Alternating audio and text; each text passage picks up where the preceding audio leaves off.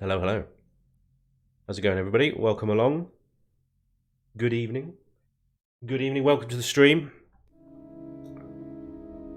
I've just had a bit of drop frames kicking in, so I do apologise if there are some buffering or dropout issues in the stream. I will keep an eye on it, but everything seems to be okay at the moment, so fingers crossed it will stay that way.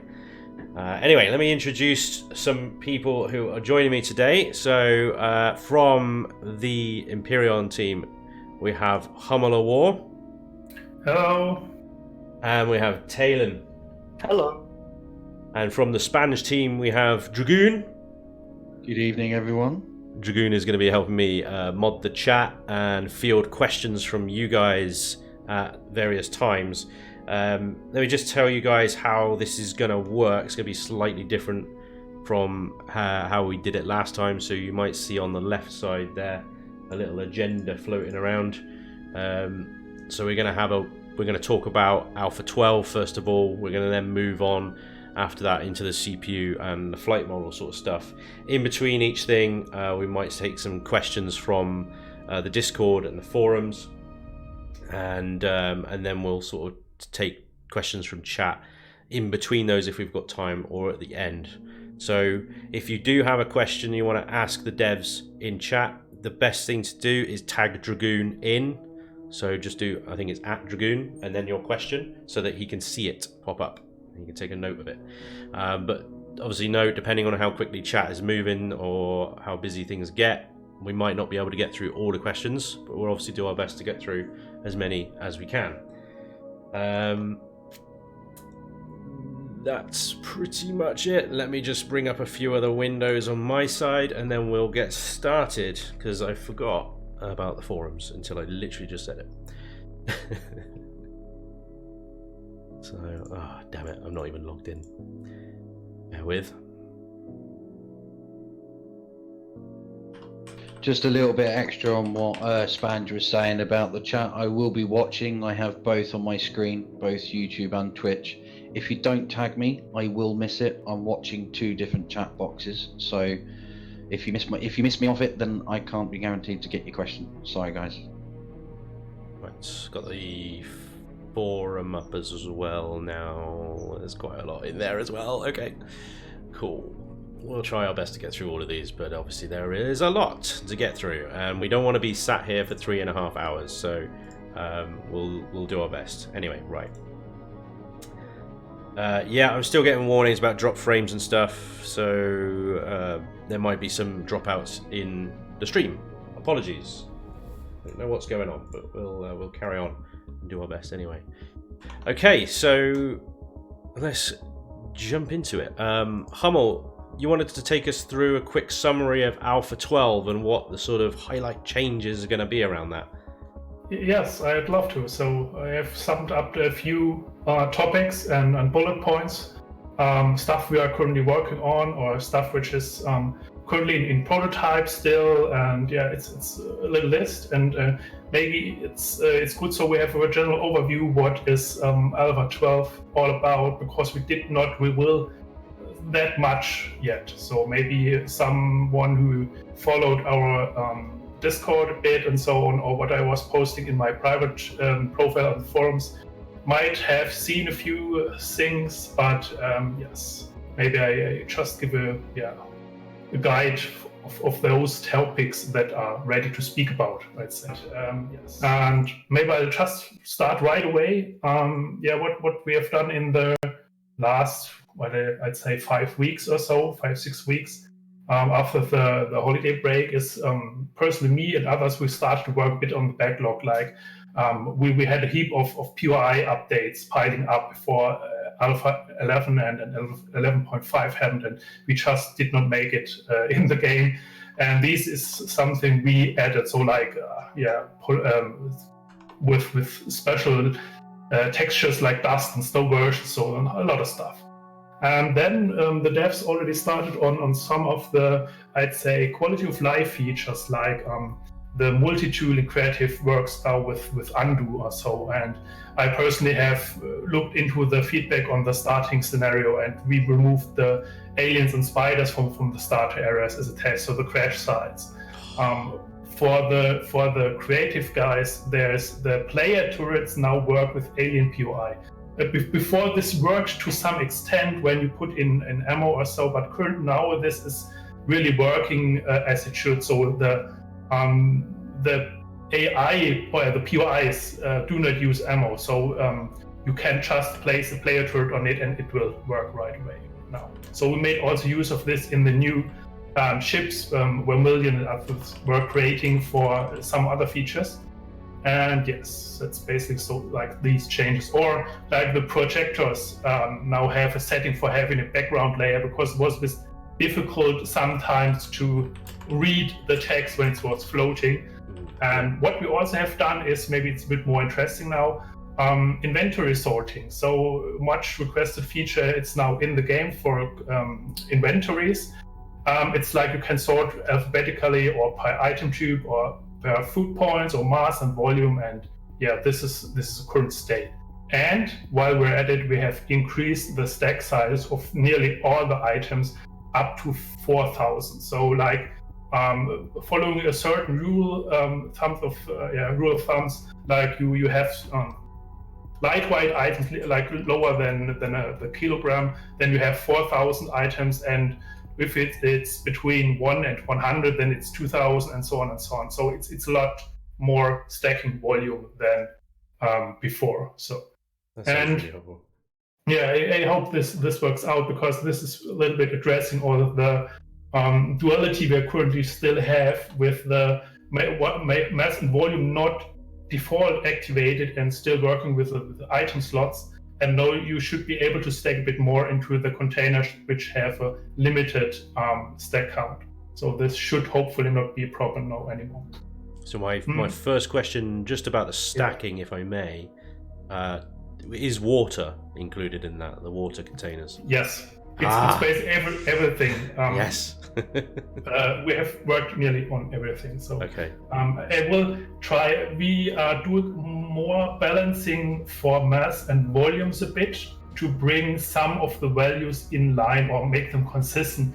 I need to say it's for consistency in gameplay. It's not realistic. So maybe we do not get a different meaning on this or talk from different things. It's basically for consistent, like some of the items or devices or so have a different weight or volume, although they're quite similar. So this is something we're currently doing, and I'm aiming to have a list of all the changes ready when the game or when the version is going to experimental, so everyone can see what changed between the current alpha 11.5.1 and 12. So then we will talk about this further. Okay. You mentioned before as well that you've removed spiders and bugs from the starter area in survival. Yes. But why? We had a lot of complaint that you basically seen from a new player's perspective. Yeah. You drop down into this area, and there is a chance that you instantly run into these small green aliens. Yeah. And they are not really predators or so, but if you stand around, read your PDA mission or think what they're doing next, they will taunt and then will attack you, and they bite your face off. Yeah. Yes. That's why you got to twat them first. Yeah. Yeah. And that's something. We found that when looking at our own working pace and methods, we drop to the ground and then we kill off those aliens right away, so they do not bother. And then we said, okay, this is probably something which might benefit the new players. So it's is that something you can tune into the difficulty though? So rather than getting rid of them all, you can get rid of them for easy, but bring them back for normal or hard. Yeah, it's a bit more problematic. It's a bit more of a challenge, but the first fix is to move them. They are still outside the crash site area, and these areas are not really large. So we said these areas are quite something like a safe zone for players, and maybe we'll bring them back for higher difficulties than later. But currently, this is the intention behind this. Okay. And okay. That sounds reasonable. Yeah, I hope so. Everyone feel free to comment on this when we proceed further. And in general, maybe the starter scenarios of the default random game might see a change with Alpha 12. We will understand why when I proceed a bit more into this list or down this list. We've got a few new possibilities and maybe ideas how to start this. So maybe one thing I do not want to forget, because I think it has been asked quite often, this max limit thing. So especially for turrets, and I put it here because I think it's we somehow we lifted this a bit already when we grouped different turrets to the same group. So minigun turrets and cannon turrets now are projectile turrets. And I think the first thing we will do is think of a way to move this to a more global limit. So say you can have this amount of turrets and you do not need to split up between the types of turrets. At least this is something the devs think about at the moment. This was something that the CPU system was supposed to help alleviate, was this kind of arbitrary limit on certain devices. I understand. Exactly. Just going back a step, you mentioned that you've got player turrets are now able to work on POIs. Yes. So is this opening the door for possible endgame bosses and like super tough enemies? In theory, yes. So what we did was currently before the alien turrets and their functionality were tied to the core, basically. So you use the player core and the NPC core and so on.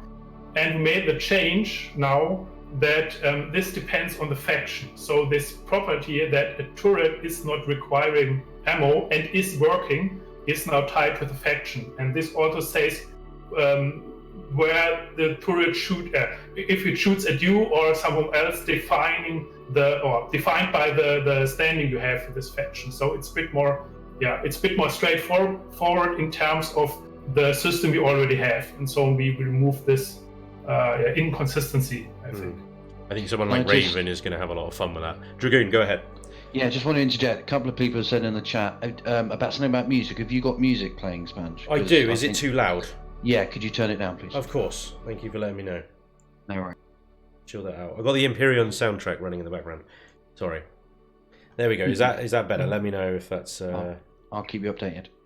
There we go. Thank you very much. Maybe one thing to add on this player turrets and alien turrets, this has opened up an interesting opportunity that we can now move forward and say we can allow players to pick up alien turrets and use it for their bases, because this was not possible before as well. So it requires still a few technical changes with definitions of ammo, and the alien turrets do not have a heart, so you cannot enter them. Yeah. But it's in theory, I think we will go towards this route. And so with the alien turrets, then you mentioned like figuring out the ammo for them, but surely with the laser turrets, you wouldn't have any ammo, just like the POI. That would be the benefit of having them, because if you think about it, they're so much weaker than the player turrets anyway. So we are still into discussing how to do this. This is not entirely sure. So I'm not sure it will have unlimited ammo. But maybe the settings were a bit different or so. But we will see. This is the latest idea about this. Yeah, no, I like that idea. If I can strap alien turrets to my base and they run on the power grid, and maybe they consume a bit more fuel when they're firing, but ultimately they don't have any ammo. I think that would be a really good little perk. This is a bit of a system change, because currently all the turrets are somehow related to this clip size and magazine mechanics. So we could not avoid that for the alien turrets. We could say it simply does not use ammo, but we cannot really counterbalance it with energy or so at the moment. So we are planning after Alpha 12 or so, I think, between the versions, so 12.x or so, to have an internal discussion about the whole weapon topic. So ranging from these types of how do turrets or weapons work, up to what can we do with new weapon types like real EMP or warp interdictors or such stuff. But this is not a topic we can manage to fit into Alpha 12, I think. That's fair enough. Yeah, no, that's interesting stuff that's on the horizon. So I suppose that the main question that's going to be on everybody's mind at the moment is when are we going to get our hands on Alpha 12 in the experimental build? Do we have a rough idea? Yeah, very rough, I'd say. We're not working such long on this. Maybe, as I said, 5 or 6 months, and our main feature, the solar system, so it took quite a lot of back-end stuff change. It has become something completely new, and we had to invest a lot of time in it, and it's still it's now converging to a workable version. So we might show it in one of the next Q&As, maybe in 2 or 3 weeks or so.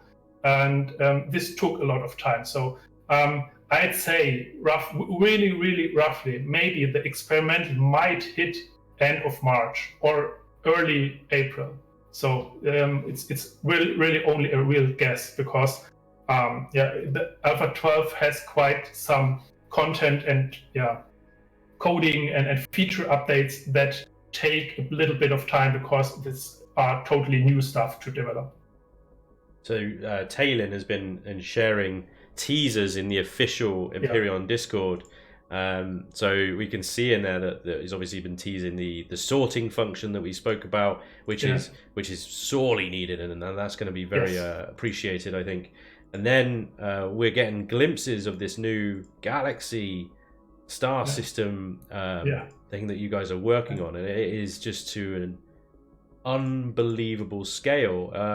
It sort of echoes of No Man's Sky, and I hesitate to say that name because it comes with a lot of negativity, not so much anymore, but when it was coming out. One of the questions I had when I saw these endless star systems is, what are your plans to kind of make sure that they're not just carbon copies of the same thing over and over again, and there's maybe some variance throughout and a reason to explore?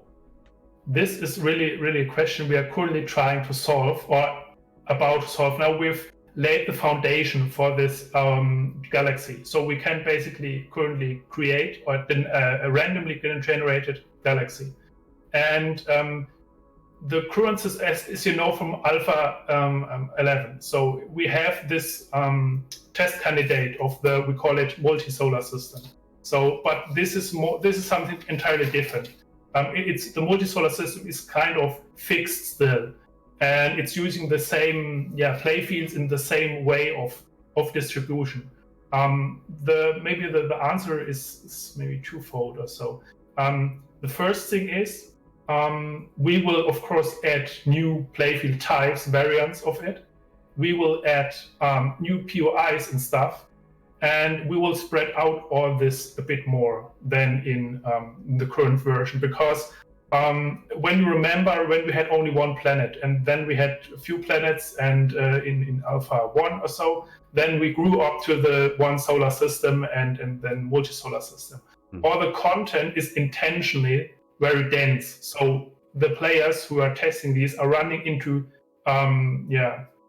these content stuff and POI and features early on and so on. And this has helped to shape the base of the game. And for the galaxy, we'll use a bit more of a distribution technique that further randomizes these solar systems you find. You might find the solar system which has only a black hole, or which only has a big sun and a gas giant, or it has a solar system like you see it now, but possibly with a few fewer rocky planets, and that's what we are currently working at. And the next step then will be, for Alpha 12, I hope, is that we work on the distribution of the content of the planet. So you can say you have a Cyrex home planet, and you have only Cyrex faction POIs on it. And on another planet, you might have only POIs from Polaris and so on. And this should lead up to some sort of territory in space, basically. So you look at the galaxy map, and you can say, oh, this is Cyrex territory, this is Polaris territory, these are border worlds, there's a legacy, and so it's more spread out, few things mixed, and in general, a more dynamic content distribution. So this is the basic approach on it. Of course, we are aware that we have to add more playfields and POIs and so on. The challenge to manage this is possibly not only to add new stuff via our builders or who wants to contribute, but maybe also, if this works to some extent, this is only a very theoretical idea, to populate the galaxy with your subscribed workshop content. So this would be the logical end point we are possibly aiming at. I was about to mention, I mean, one of the challenges is content, filling a galaxy of content when you know, we're only a small sort of community in the grand scheme of things, and a smaller development team, of course. Your resource here is the Steam Workshop, and if you can make a way for players to seamlessly integrate POIs, patrol ships, enemies into their scenarios just by clicking subscribe on that Steam Workshop, you've done it. You've made it. I think that would be a massive step. This would be a logical idea. It's really, I need to say, it's only theoretical at the moment. We have a few ideas how to manage this. And so basically it breaks down to your own subscribed stuff. And we might need to bring possibly playfields or other stuff to the workshop before. And so though it's quite, it's a bit way to go still. Yeah. So it's do not expect it for the first Alpha 12, but more towards maybe Alpha 13 or so. So but I think this is how to populate a galaxy. And of course, in the forums, and so we will start to look for more POI content or people who want to build stuff. This is also reason those who noticed it, we released the first lineup of coherent design for Polaris recently. So we have a certain design idea for the Polaris combat vessels, for example. So by designing this, we can say, if you want to contribute to this faction, you can make you can get your idea from these examples and send us stuff in. Though I think we will also use this old-fashioned way of acquiring more POI stuff in the meantime, I think. It's like a design theme, Yes. That's a good idea. Okay. Yeah. This is also a bit a topic for Alpha 12, and this is something I wanted to mention a little further down. But in terms of content, we are now going into a route where we're trying to streamline designs. Like the ships is more obvious currently, but also for devices, like you all know these alien turrets, which are basically placeholders, and no one really thinks they really fit for the game or so. And now we have started we started with the Cyrex variant for it. So the Cyrex will maybe also for Alpha 12 get a new lineup for these laser, rocket, artillery, and other types of turret, which resembles which are if you dive a bit into this missions we have currently in the game and get the glimpse of the relationships between Talon and Cyrex in the Legacy, you see where that turret design is coming from. And the Legacy will also get their first lineup of ships, and they'll also have a very a different design for their turrets, so which are very different from the current player turrets I use. Okay. Just a quick reminder to the chat, guys, if you want to ask the devs any questions, just tag in Dragoon into your message and then ask your question, and we'll try and get to it at the end of the sections. I can see a few in there being tagged to me, and I'm going to promptly ignore them for the time being, I'm afraid. Can I just elaborate on that as well? So if you're watching on YouTube, it's @Dragoon will work, but if you're watching on Twitch, you have to put the word extent at the beginning, EXTANT, because it's different usernames. Sorry about that. He just likes to make it awkward for everyone. Yep, that's my job here. Yeah. Brilliant. Hummel, just going back to the sorting options, if I may. Yeah. One of the questions I had around the sorting options is this: sorting is obviously a far cry from this, but are we looking at eventually going into some kind of automation when it comes to sorting, and perhaps even production lines? This would be an endpoint, yes. So currently we have the sorting. As you all know, we have a little tie into automatization with this logistic network, because you currently can link together production machines. What you cannot do at the moment is transport your stuff from the digging site to your factory. And the second thing you cannot do currently is to say, this is my constructor only producing metal plates, and produce metal plates until you run out of material and then wait for new material to come in and continue producing. I think the latter is something which we have already, it's already also prototype. It has been pushed in the background by all the other stuff, I'm afraid, but this would be the next thing to integrate. So you at least could build a fully autonomous factory. If you drop in the resources at one end, you get out stuff at the other side. So this would be possible next.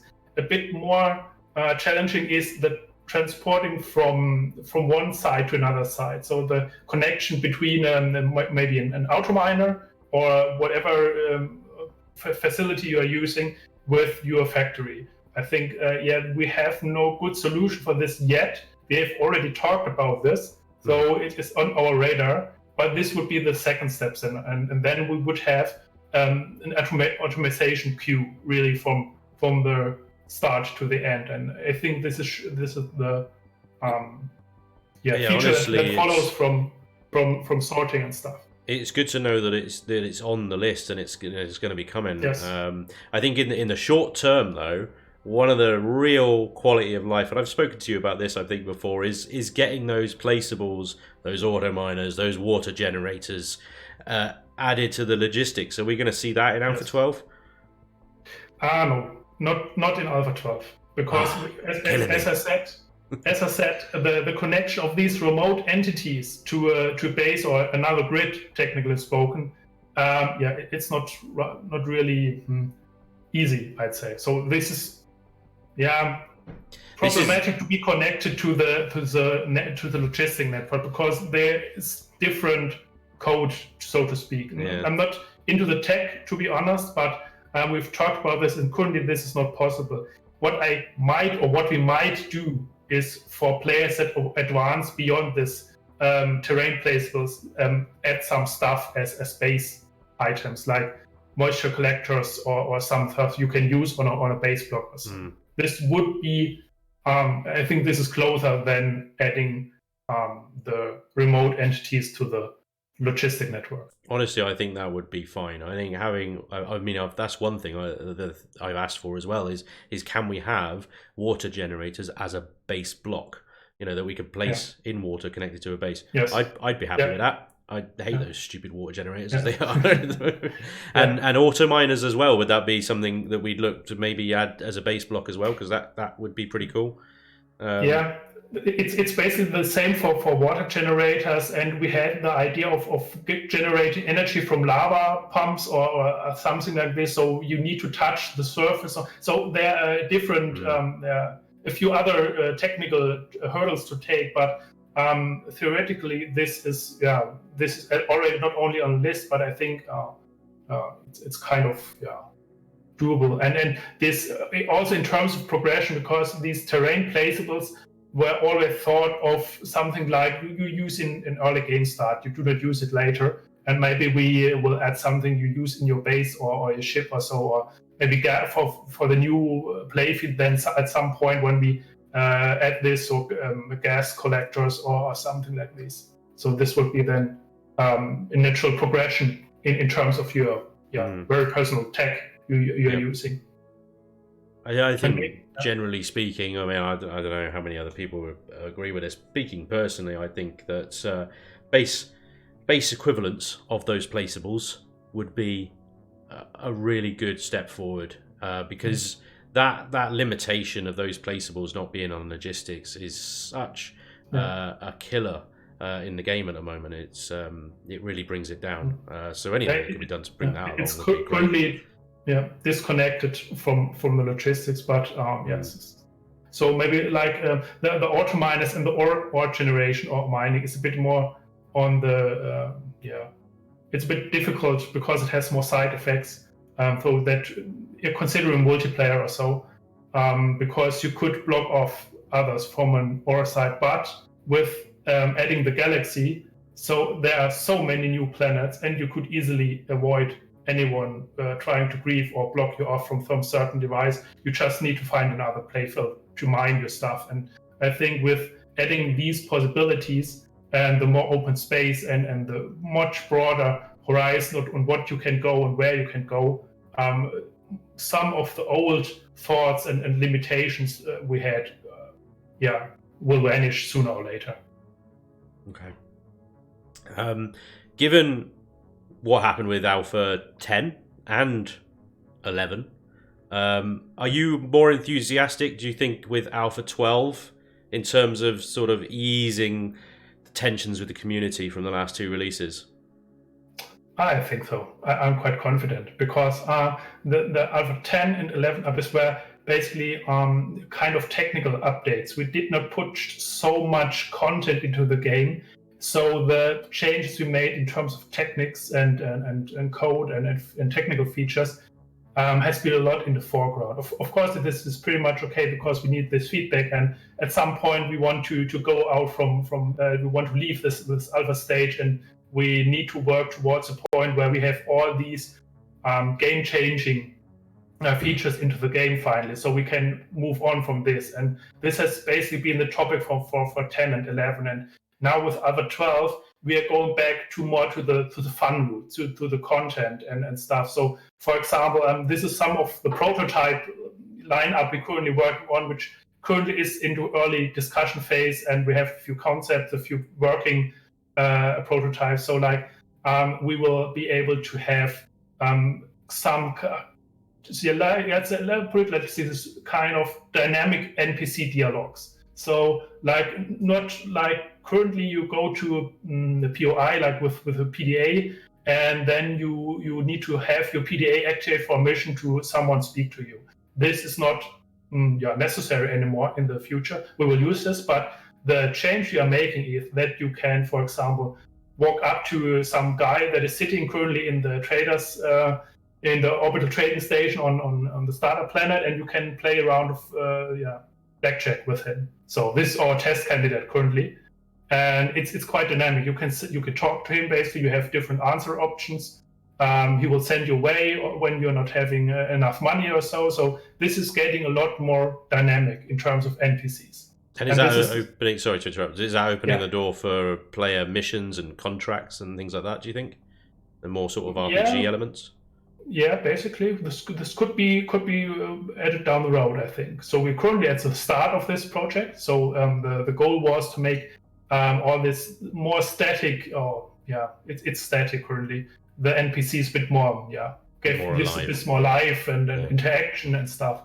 And this will also lead to a few more things which are related to NPCs, like for builders, when currently you cannot say that a certain POI or the NPCs in this POI or container in a POI has a certain loot drop. Yeah. With Alpha 12, you can say this NPC, if it's static or walking, has a certain drop. So you can set this per POI. You do not need to rely on the global loot lists anymore. You need to have a loot list for it at some point or somewhere, but you just can say, no, I can override this.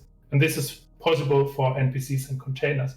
And this is equally important for one of the next features we're adding, that currently when you have a POI and you have no mission or so, then you stand in front of a door and it is locked. And currently to give you a key or so, we would have to place it in a container.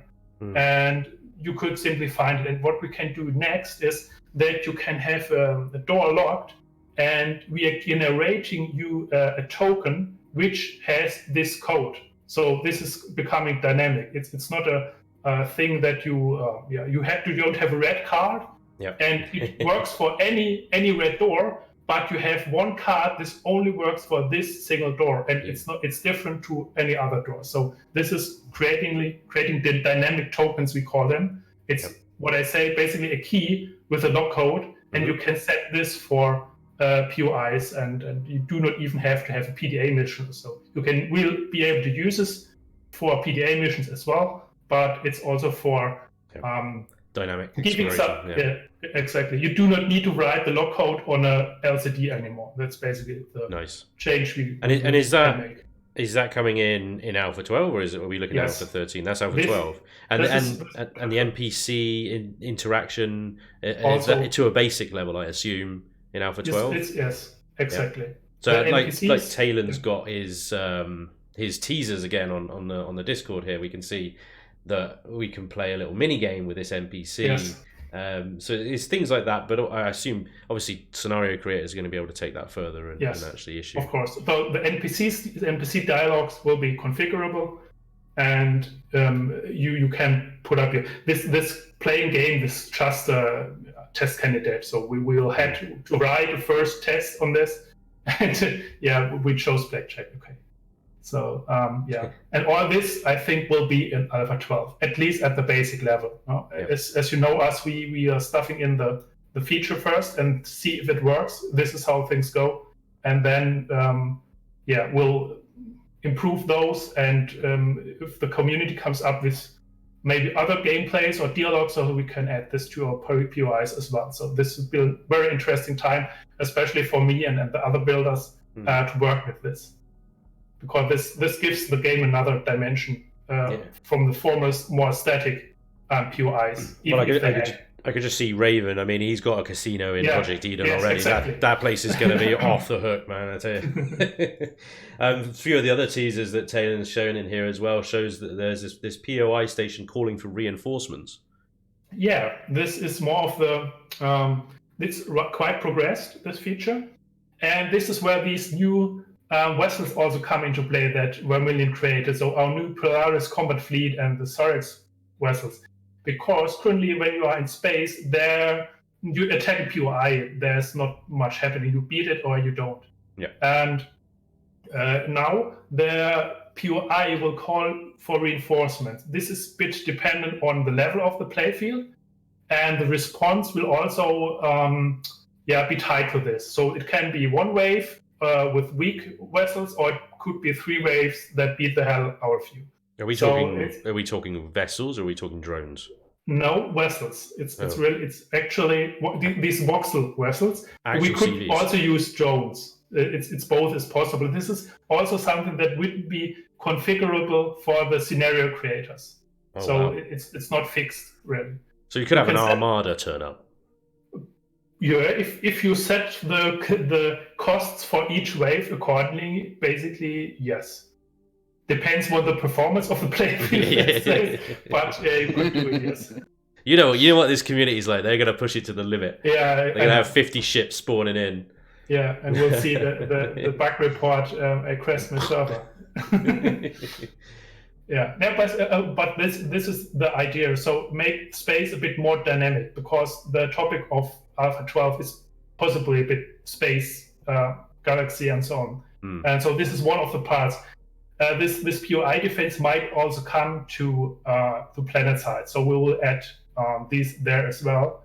As well as we rework the whole base attack stuff on the ground a bit. So currently we have the Syrex attack, and they end when you destroy the drone base.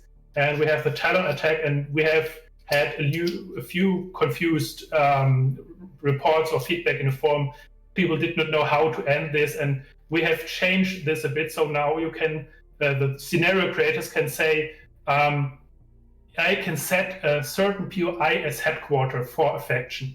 And if the player destroyed this headquarter, the faction is beaten on this playfield, basically. So the base attacks will end. And for Talon, we have created, or Vermilion has created a bigger temple. So it's the Talon Ziggurat, and this will be integrated next. And so you will have to tear this down to end the base attacks from Talon once and forever on those playfields. So this is a bit of a change.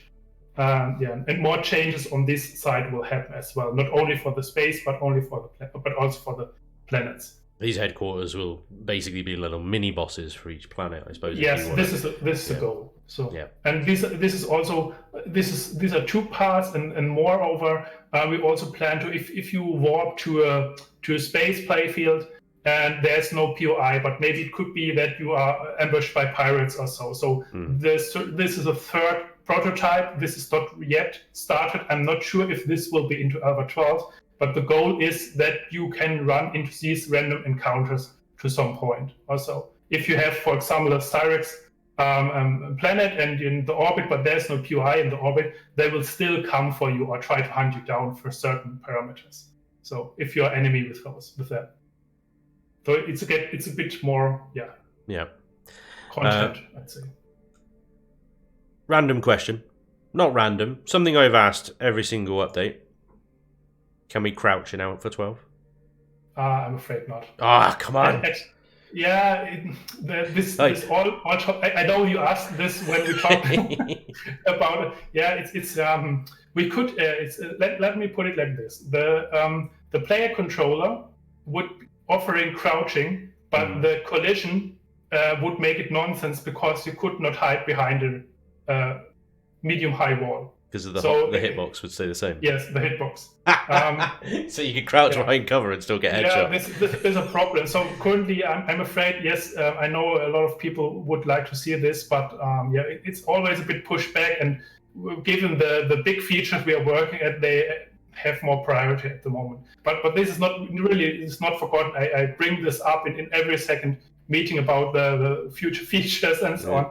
So we will come to this. Also, it's getting more as well, because it's not only crouch now. People are asking for prone, and now that Satisfactory are doing it, right? Sliding.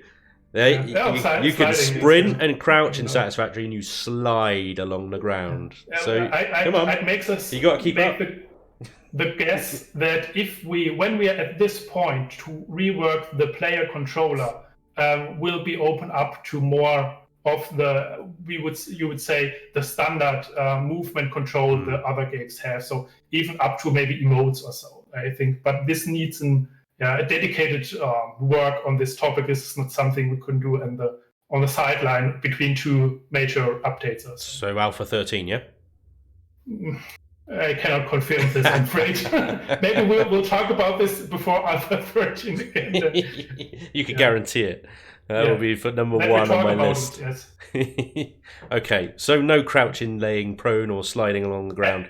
But at least nothing that is known to me. Maybe if we can sneak in such features, so like sneak them in, then I may, I could make a big song and dance about it. You should do an entire trailer just for crouching. Yeah, it's a good idea. Yes. Yeah.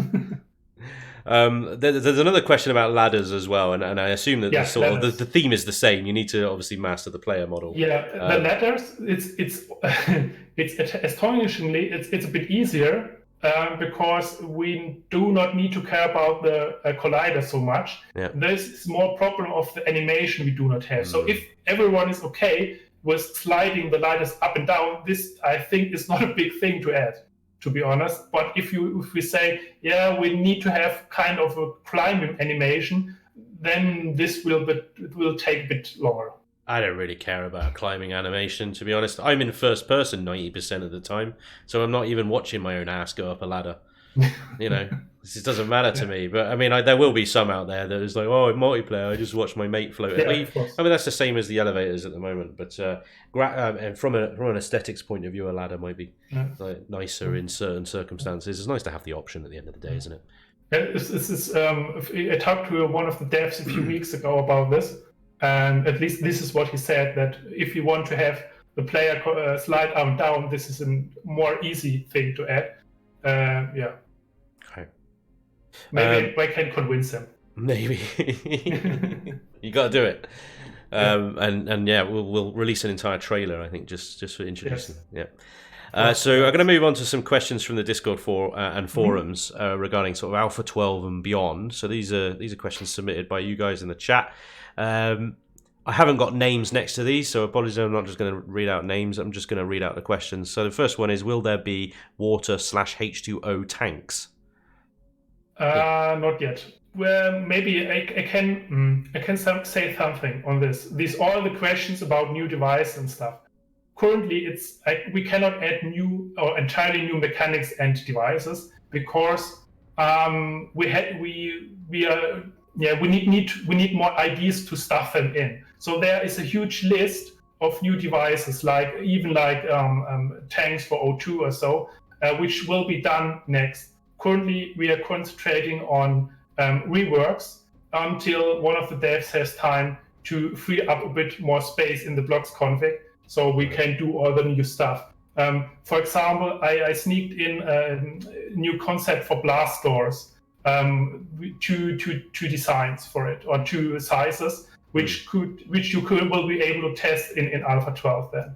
But I currently cannot add up to whatever size we will need. So I decided to at least have two. So for your heavy duty sealing tasks, you will be able to use them in Alpha 12. And the same is with a few more IDs I used for the alien turrets and so on and so on. So all these device wishes I'm tracking from the forums and wherever I read it and put it on the list for our modeler team. And we will work on this. We have already added a few to our blog repository. So as soon as we have new ideas to spend on them, we will add them right away. So let suggestions come. So I will take note. Okay.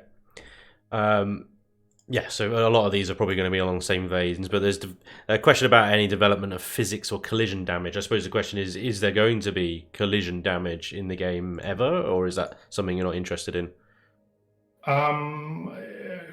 If I'm not mistaken, we had kind of collision or easy type of collision damage in the first versions, but it did not work out very well. What we aim to change is those entity collision damage. So like if you drop out of the sky with your capsule vessel and you are stopped by a tree, stuff like this should be changed in a foreseeable future. Nice. If you expect destruction physics like you see in Space Engineers or Space or what's the name? Space Engineers, you got it right. But, Space Engineers. So fractal destruction, I think we will not have this. This is a different engine, or this needs a different engine approach. I'm personally happy to hear that. I'm excited by being able to destroy Starbase. Well done, Dunu. Yeah, I'm more excited about being able to destroy a tree with my ginormous hover tank once again. I mean, at one point we were able to do that, and then you guys took it away again. And then my Hydra tank got stuck on a twig. This was changed with the playfield technique change, and it was not put back. Yes. Yeah. But good news that that's coming back. Yeah. There's a question about whether there's going to be optimization, which I think you're going to answer that there's always optimization, and that's an ongoing thing. Optimization is more of a beta level task. And I know when I write an update on Facebook or so, the first thing I get a comment is, when do you optimization? This is it sounds old and so on to say, guys, this is an alpha and so on, but the truth behind it that the alpha is primarily for us stuffing in all the groundbreaking feature, the game changer, the stuff that breaks other stuff and so on, and we are doing constantly optimization when we see something is going out of bounds or so, but we cannot contribute all the time on optimization. This is really something for the beta stage. So where we say now we can estimate what works in which way, for which component, with which performance drain and so on and so on. So when all the parameters are kind of fixed, and then we can say we can Yeah, we can in deep optimization. Of course, optimization happens all the time, but the big leap in optimization, this is something that will come in beta or so. I suppose that leads me on to the next question: is when do you think beta is going to happen? Or more, a better question is, how many more alpha releases do you think there is before beta? This is something I cannot answer, but maybe let me put it like this: we are slowly converging to a point where we do not have so many groundbreak or game-changing features left. The solar system or the galaxy we are currently creating is one of the, I think, last big changes that the game will see. So aside things like having the tech tree moved into research or so. And so maybe we're not that far away from completing the alpha stage to some extent, but I cannot say if it is alpha 13 or it's alpha 15 or so. This is completely not to my knowledge at the moment. Maybe it's this year, maybe it's end of the year. Make a wild guess. Pick a number. Go on. Possibly 19. 17? 15, I'd say. 15. Or 16 or so. Something down the line. It depends on how much time progressed between those. and he says over 9,000. Yeah. to be clear about this, leaving the alpha stage means that we have added most of the features in. So the basic basket or the groundwork for the game. So this does not mean that at a point when we say we're going out of alpha or going to beta, the development will stop. So we have still a lot of features that have seen the first implementation in the alpha, and then we'll add flash to these or flash them out or refine them. So CPU and flight mode, these are two of these. Maybe all other features, even the galaxy, so they will all see changes even in beta stage and beyond. So we never plan to say, okay, this is alpha, okay, we're done. So I think this is something you cannot expect from us. Fair enough. I'm just pushing you. trying to put a number in there, but yeah, no, I completely understand. That's fair enough. It will be there when it gets there. Yes, it's done when it's done, and this is quite it's old saying, but yeah. Somebody wants to know if there's going to be flamethrowers in the game. Flamethrowers. Yeah, I stumbled over this entry we have a legacy entry in our blocks, in our items list, and I thought about testing it if it works, and maybe yes. Yes. I'm not sure if I can make it work, but it's funny as you're asking it, because yes, I stumbled over this entry in our files, and I have not tried it out. I will, I'll let you know if this works or not. Brilliant. Yes, flamethrowers, please. Flamethrowers for those horrible red bugs. By the way, thank you so much for fixing the hitbox on those. That's a big win. It really is. So armor mods, presumably they're sort of an earlier. Are we getting more armor mods? Do you think? More variety. Currently, this is not planned, but this is quite. This is easier to do because it's only configs. We're currently rebalancing the armor a bit, so the armor itself is getting a bit weaker in terms of it. Its presets, so like resistance to fire or temperature. So, but the boosters will get stronger in exchange. So this is one of the rebalancing tasks we're making, which we will be searching feedback for when we go experimental, and maybe we can also talk about new types of boosters then. Okay, nice. Large scale deconstructors, so recycling, ship recyclers. You know how we're going to have a factory block at some point that's going to build a ship, so we're going to have one that dismantles them. We've talked about this, but it's currently not on the horizon. Basically, it could work because it's basically reverse the way we are currently creating or repairing a ship. So in theory, possible. Currently not on the to-do list for Alpha 12, but still on the list. Yeah, Alpha 15 then, yeah. Yes. Changing the symbol text. Okay, I'm not reading that one. Sorry, 1 second. changing the symbol text color in the texture and color tool. So you know the letters in the texture and color tool. Can we make them a different color? Yeah. Currently not. This is maybe the same topic then, when we have a block shape which has more than 6 faces, then it happens that some of the faces share their color and stuff. And I think all this coloring letters and also like coloring the glow emissive of some textures, I think this needs a rework of the block mechanic then. So it's possibly a bit bigger task, but when we approach this, then I think we'll look into this. Yeah. I mean, some of these questions are on a sort of theme here, more angled doors, boarding ramp choices, hangar doors. This is all stuff that's going to be coming. I'm aware of all these suggestions, and they're already on my list, and I have not seen anything new that I can add to my list. So I think I have it all currently. Yes, and I will. Yeah, we will work on these and add also new stuff, new device, and so on and so on. Yeah. So no worries. The amount of device will not stop.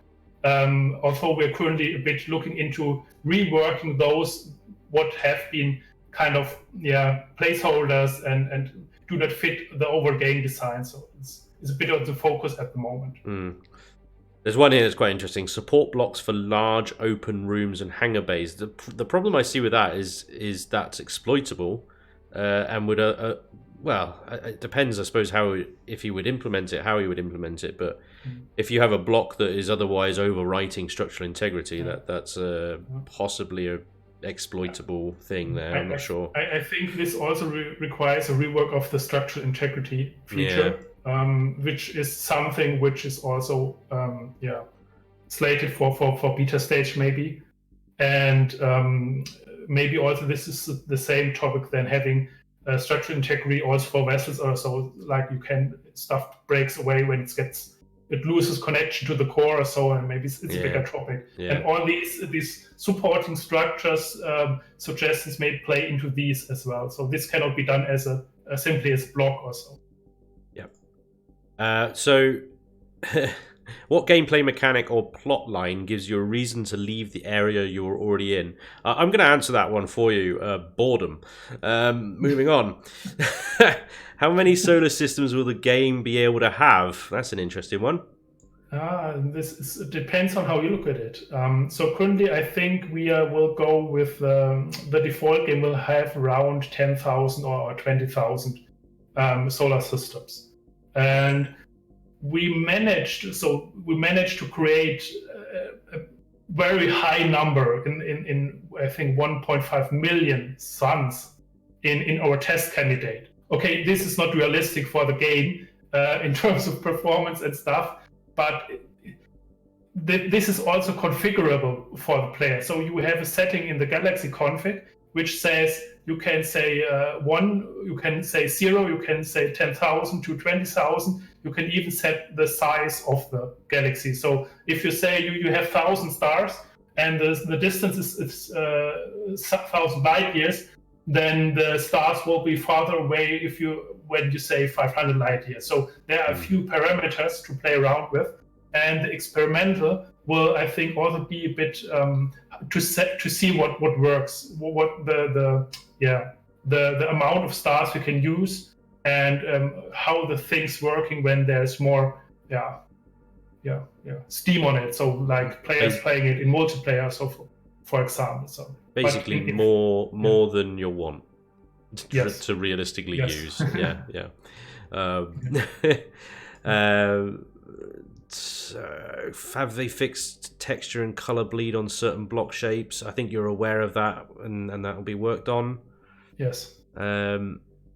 Can you stop light bleeding through blocks? Again, we're aware of that. And the lighting is an interesting one. Do you know how the light bleed is going to be fixed? Because obviously through voxel builds, that's not an easy thing to fix. Most voxel games have this issue, especially also all Unity games. I'm not sure how this can be fixed, to be honest. What I mean is I currently do not know the techniques you could use to fix this. It may be a topic for later as well. So maybe it needs a bit of a change in the code base or so. I'm not sure. It's not my my cup my topic. Expertise. Yes, expertise. Yes, expertise. Somebody wants to know if they'll be allowed to texture a cockpit at some point. No, this is also really to the same as at the texture bleeding or the different phases sharing side. This could theoretically be possible, but currently we cannot do it because it's a technical reason how the IDs are so set up, and I don't want to say something wrong now. So I can only say currently it's not possible. It might become when we rework or increase the possibilities how to work with textures and colors and emissives and so on. Because the one thing with the cockpits that kind of annoys me is the static graphics inside them. And I assume that obviously that's just a placeholder for now, but eventually you'll have fully animated cockpits with, and hopefully actual real data that are on the insides of them, feeding actual ship telemetry and information back out. I'm guessing. Possibly it would be a goal. Yes, I'm not sure if we can do it right now, but yeah, possibly in the future. So is there going to be a better, more flexibility between the different vehicle types or structure types, whatever you want to call them, SVs, HVs, bases, etc., between what devices you can put on? I know a lot of people are keen to have things like deconstructors and furnaces on capital vessels and SVs with medical chambers and stuff like that, so that they can actually have a little bit more freedom about the design or role of their ships. Is that going to be made a little bit more flexible? For the default game design, I think we will keep certain things as they are, just for the sake of making a difference between vessels. Some devices might come to different vessel or base or structure types as well. So these are not set in stone. So like we have often talked about adding like a manual turret to SV or so. Or stuff like these, or maybe also a medical base, smaller one to SV or so. This is in the discussion, but there hasn't been made a choice. What also means that this is not ruled out completely. Right. Okay. Yeah.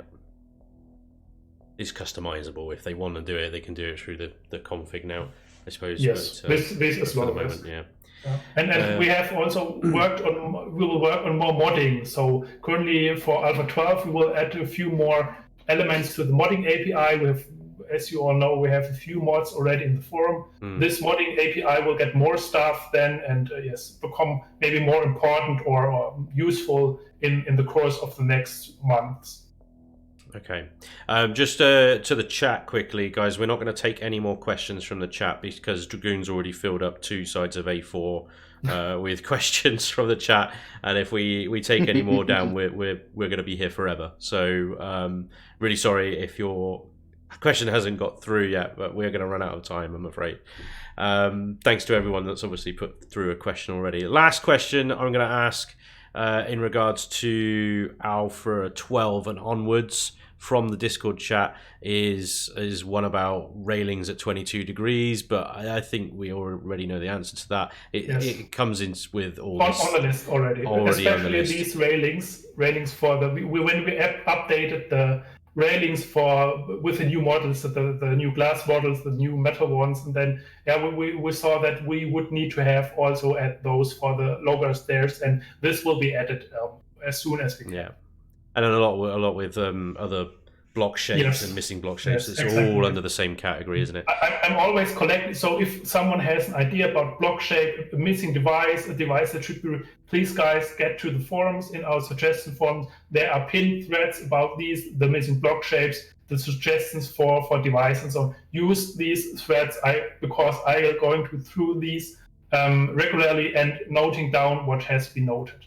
And stuff that makes sense, which can be done in our with our tool set and so on, will be added sooner or later. So excellent. Okay, so where we are in the stream at the moment is so I've got my little agenda on the left side just under my face there. We've I think we're going to draw a line underneath the Alpha 12 and beyond stuff. I am sorry we have not managed to get through all the questions that were asked on that subject, especially to those guys that ask questions on the forums. Sorry about that. maybe I can give 2 topics still. I do not want to expand the chat alone, but because of the CPU flight mode stuff, so I bring it up in my on my own.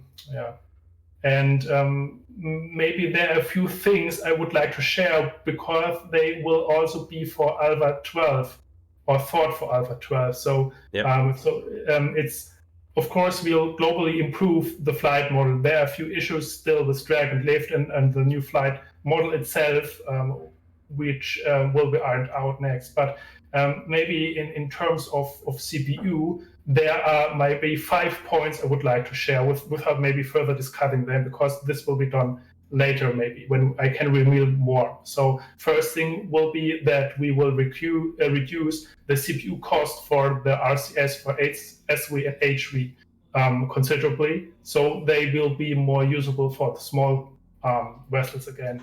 Thrusters overall will get a slight benefit. So if the thrusters increases in size and strength, this will mean that the CPU points will be not linearly scaled, but so they will be lower than you know what I mean. I'm currently losing my topic here. So if you they will have benefit. So if you put 2 thrusters of the same time, the same spot, the larger thruster of the same block size will cost less CPU. So this is not linear. Perfect. And, so you end up using ultimately less thrusters because the larger ones have more benefit, although they are more expensive to manufacture, I think, aren't they? So, but there's a progression curve there. That's and a kind of incentive to also use it.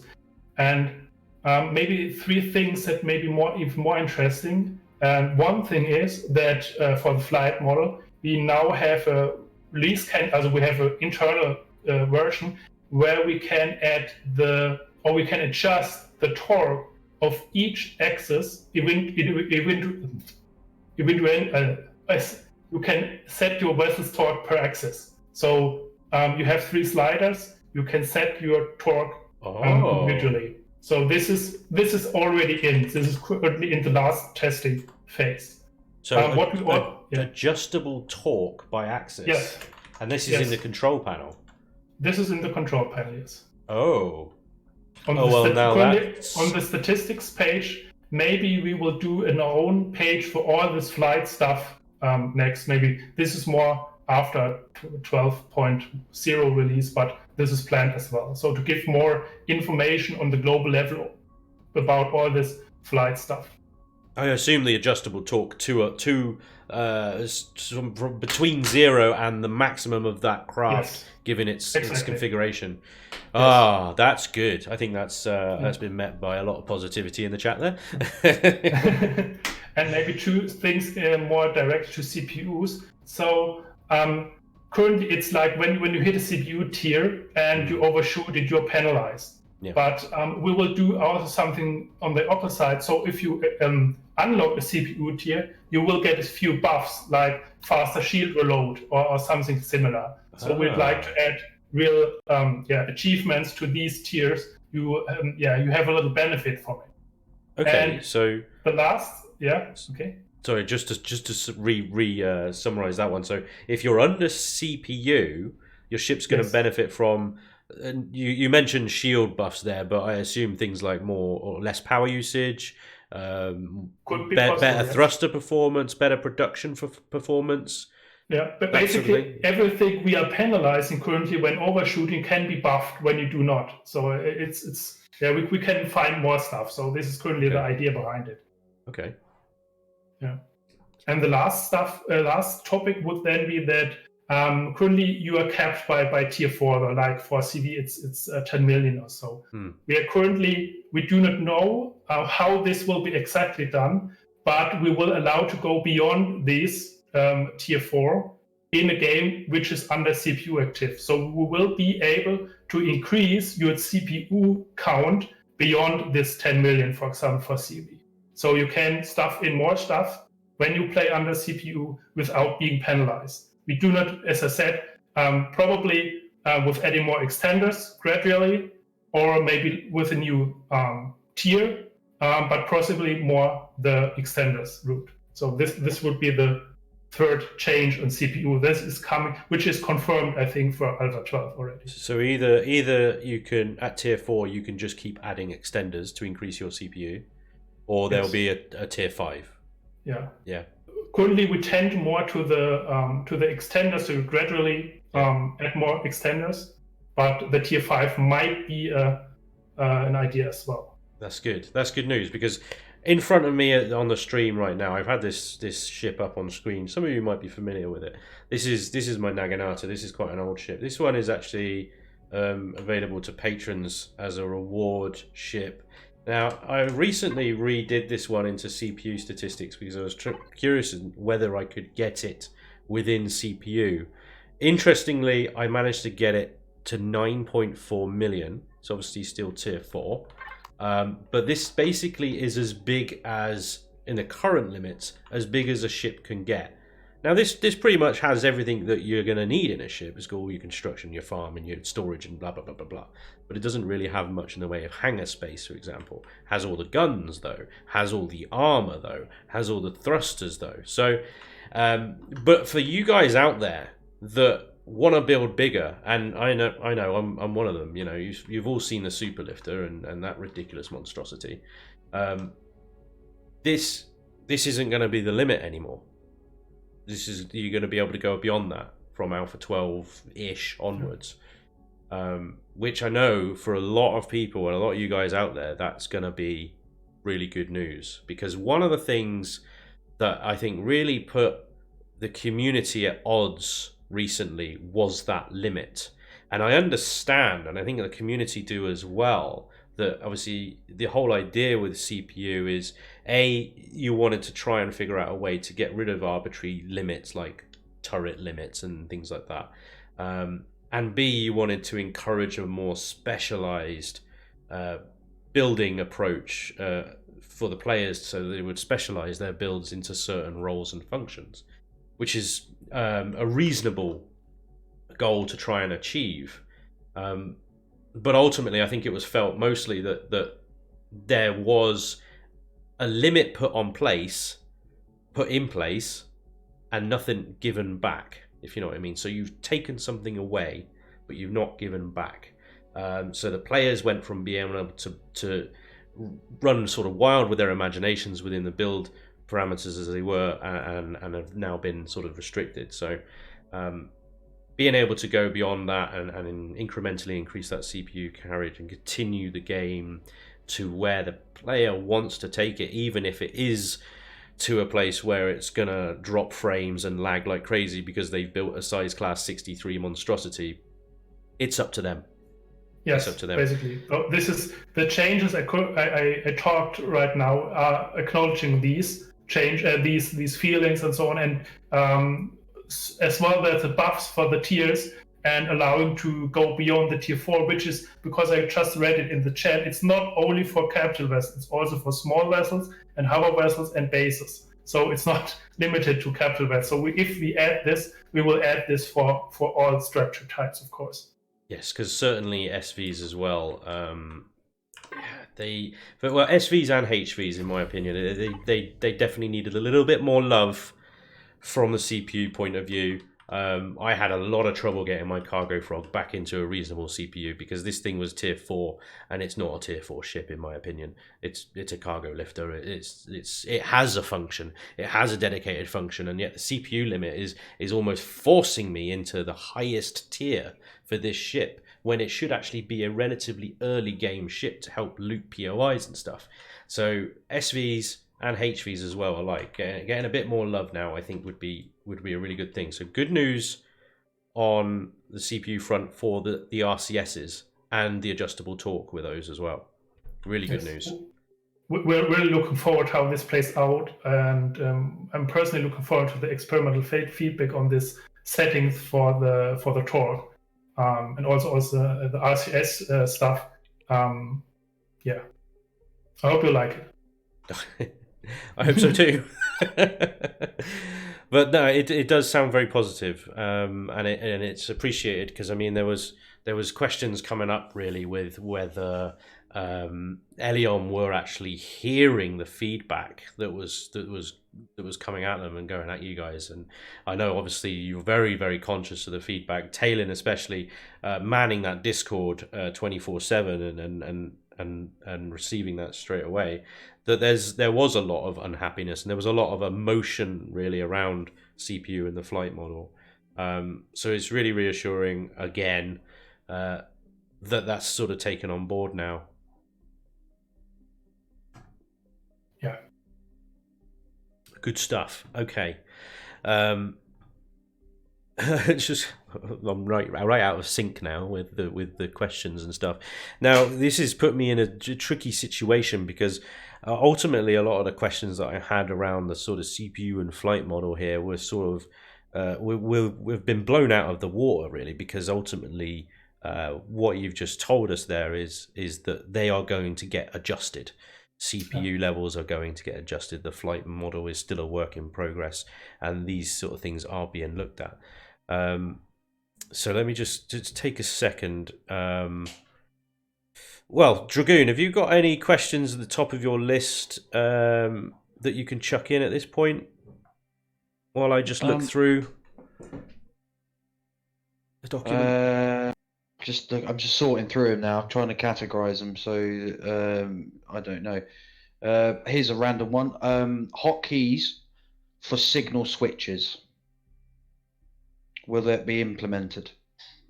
So you don't have for the control panels. Yes. This is still work in progress. I think when we've worked further on the control panel itself, might be now in the wake of adding a new tab for flight, or so we can discuss this and see how this can be done. It's already on the to-do list for other 12.5 or so, or 12.2, something down this area.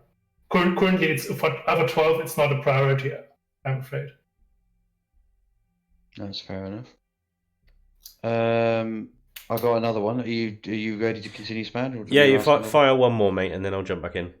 Yeah, okay, no worries. So Johnny J. Appleseed wants to know, grenades, are they going to be possible? Every time.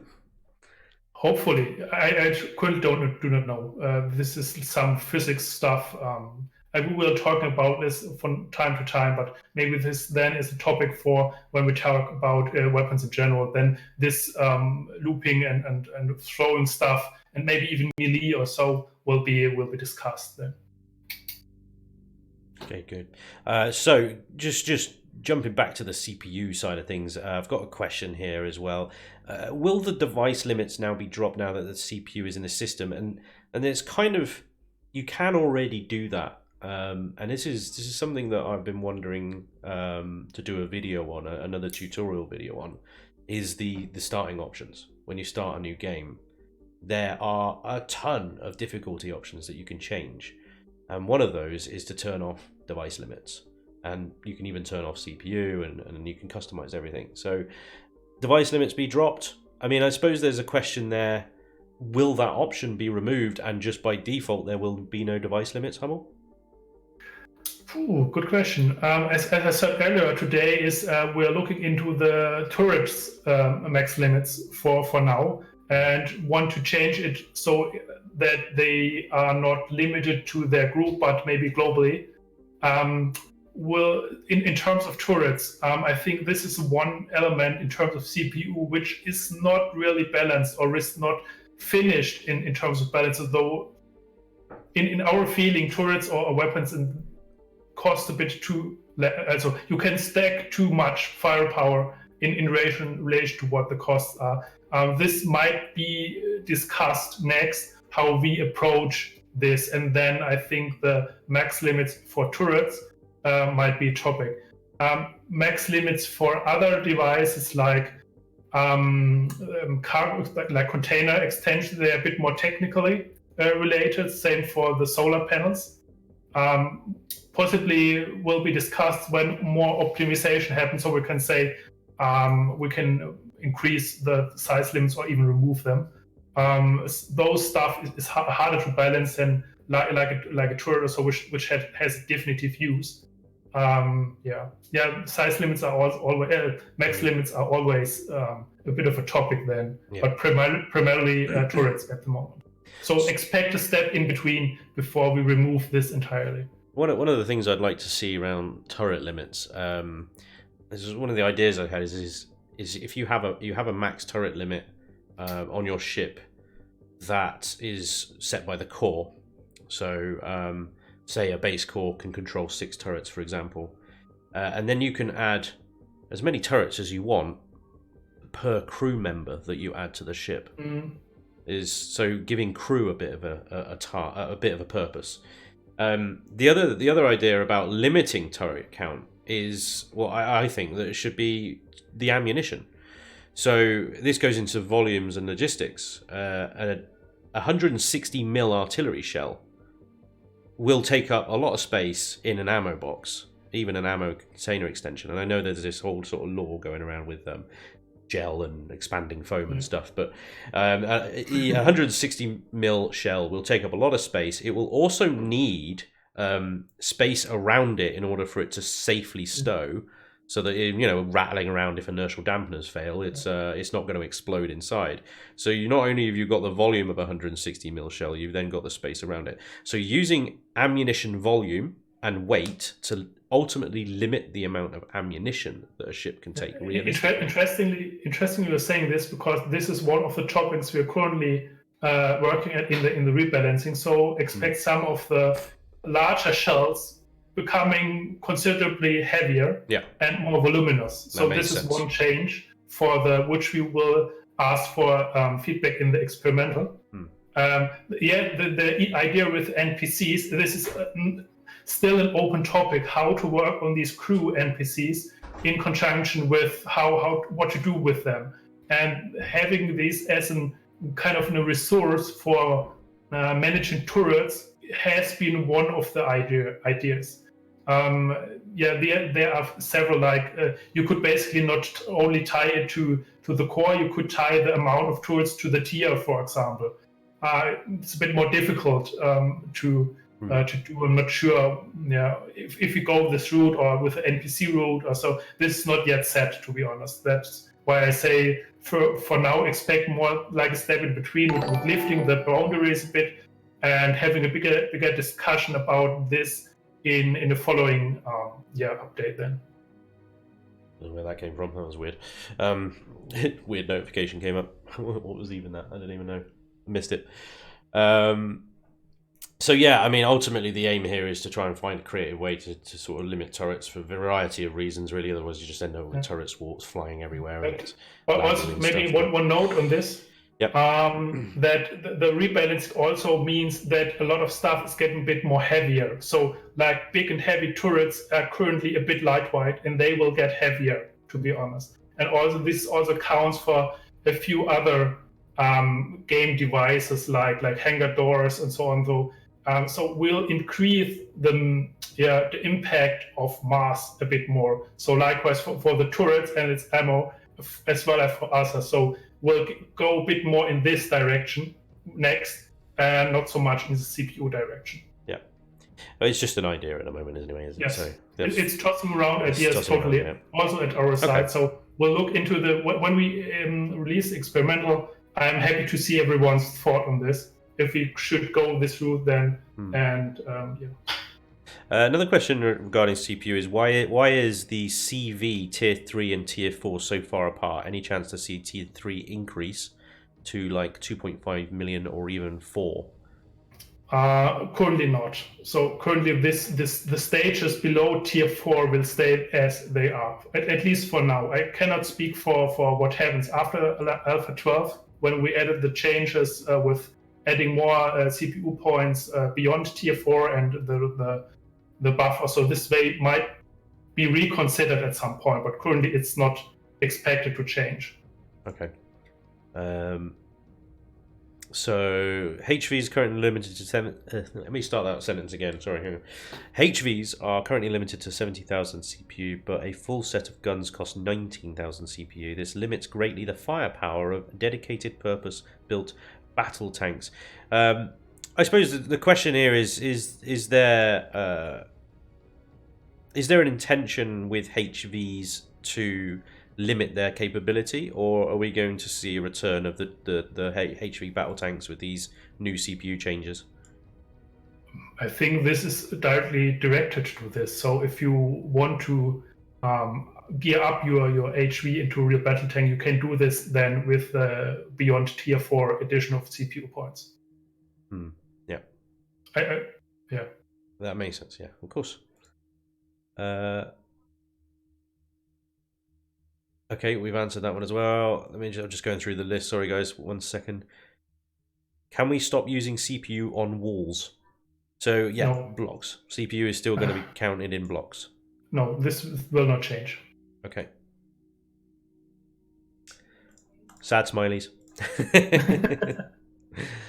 Right, okay, so let me just see if there's any extra questions regarding CPU down below.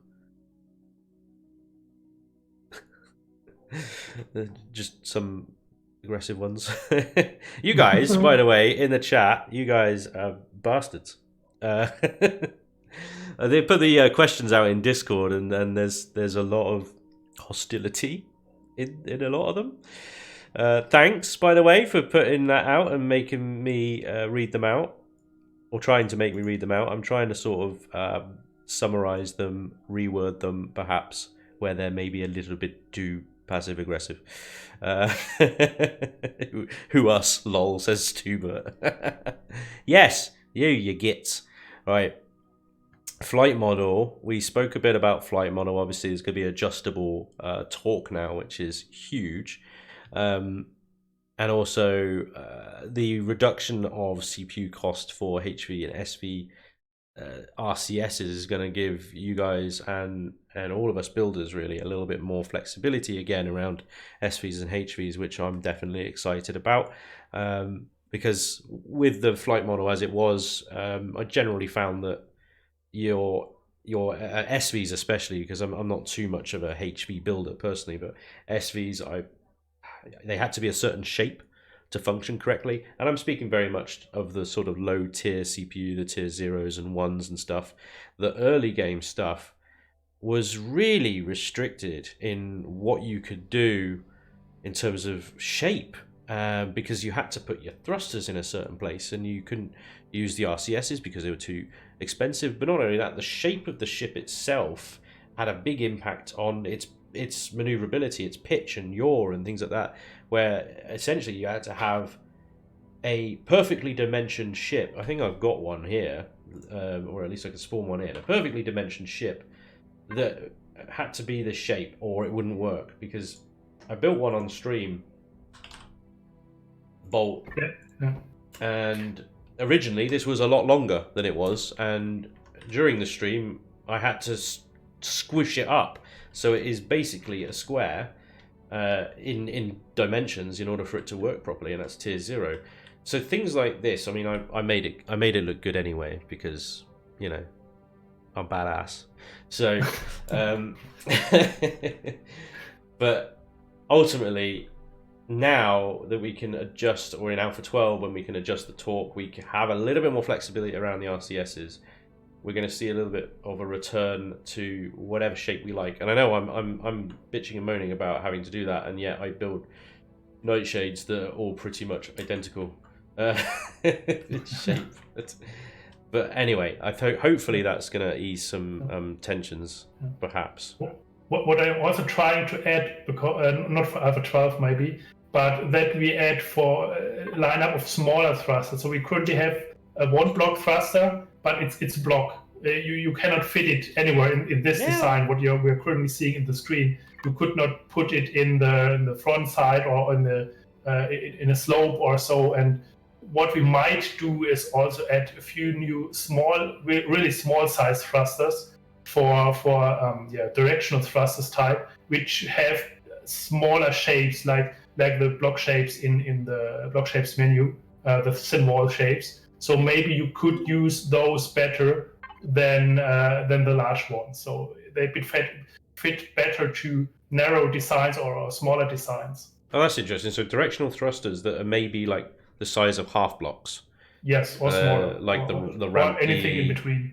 corner blocks. Yes. That would be that would be good. That Yeah, would be quite yeah, interesting. like these and slopes and stuff. Hmm.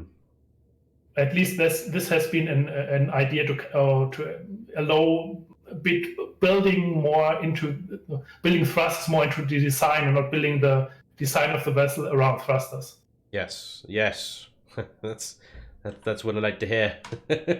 Because I mean, obviously, this is at the end of the day, it's a sci-fi game, and it's set in the what year is it set in? 24 something or other. 24. I think it was in the law. It was 25th century. Yes. Somewhen. So, yeah, we don't want to be limited all that much really by shape and physics and stuff. We want to build Slave One and the Millennium Falcon and stupid shaped ships that wouldn't work in physics. We've already discussed other types of thrusters like gravity thrusters also, which some may work only on planets or be beneficial there and stuff. So I think this type of additional devices is coming along then, or will be added to the game when we're working on all these new devices. Fantastic. I'm just working my way back through the question list again. Bear with. Okay, so we've got some. I think I'm moving into. These are more of the Discord questions. Some of the Discord questions, guys, have already been answered. Some of the ones about the flight model and stuff like that have been rendered kind of mute by what we've already discussed, so I'm going to skip over a lot of those.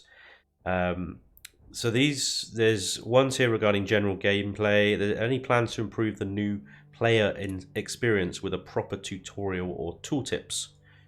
I think that's more, are we going to expand them beyond the Robinson protocol? Yes, this is always, maybe for Alpha 12, we will get new stuff to play around with in terms of PDA. So more starting chapters, how to manage tasks and missions. So we could do a better tutorial or a more dynamic tutorial. Currently, the Robinson protocol is very linear, so you have to follow the stuff or you break it. And I would like to redo this a bit first thing to be a bit more. You walk around and pick up a plant, for example, and then you get a pop-up which says, this is a plant you can eat, and you can do other stuff around with it. And you do not have to follow the tasks through the protocol. And I would like to use these a bit more. So, or you place a constructor, and then you get a note what you can do with it. So, yeah, more directed to the actions the player does and less guided. Maybe this has been an idea. And these may be accompanied by improved tutorial tips and pop-ups. So we tell the player a bit more what he's doing and what he's up about. And this is possibly also new integration of the Empyriopedia we have in-game, which badly needs to be reworked, to be honest. But this will happen then on the same time then. Okay, good. Yeah, that sounds good. I mean, ultimately, I think when it comes to new players, there's a lot of little fiddly bits of information that they don't get. And I've done sort of tutorial videos and stuff like that in order to try and fill those gaps where I can. Ultimately, while the game is still changing and developing, it makes it quite difficult. Yes. So, I mean, you're in the same place. If you build a tutorial and then move the goalposts, it renders the tutorial that you built kind of mute and exactly and stuff. So yeah, I completely get it. I think I've done the Robinson protocol. We've done it, I think, 5 times or 6 times now. It has grown over time with all the stuff we've added, and the new stuff is not even reflected, like the logistic networks and so on. And we also think about possibly making the tutorial a real dedicated scenario, so I can send the player in and really guide him to the places. And because when I start a random game, I have always taken into account that the player wants to play. He does not want to run through the tutorial every time he's starting the game, or I need to make compromises when creating the tutorial in this dynamic game, because I need to let player react to the environment. And at a certain point, I cannot predict where the player is or what he's doing or what could happen to him. Can you make the tutorial option in before you start the game? Can you make it in the actual difficulty options like everything else? And so as soon as they've crash landed, they either get the tutorial or not.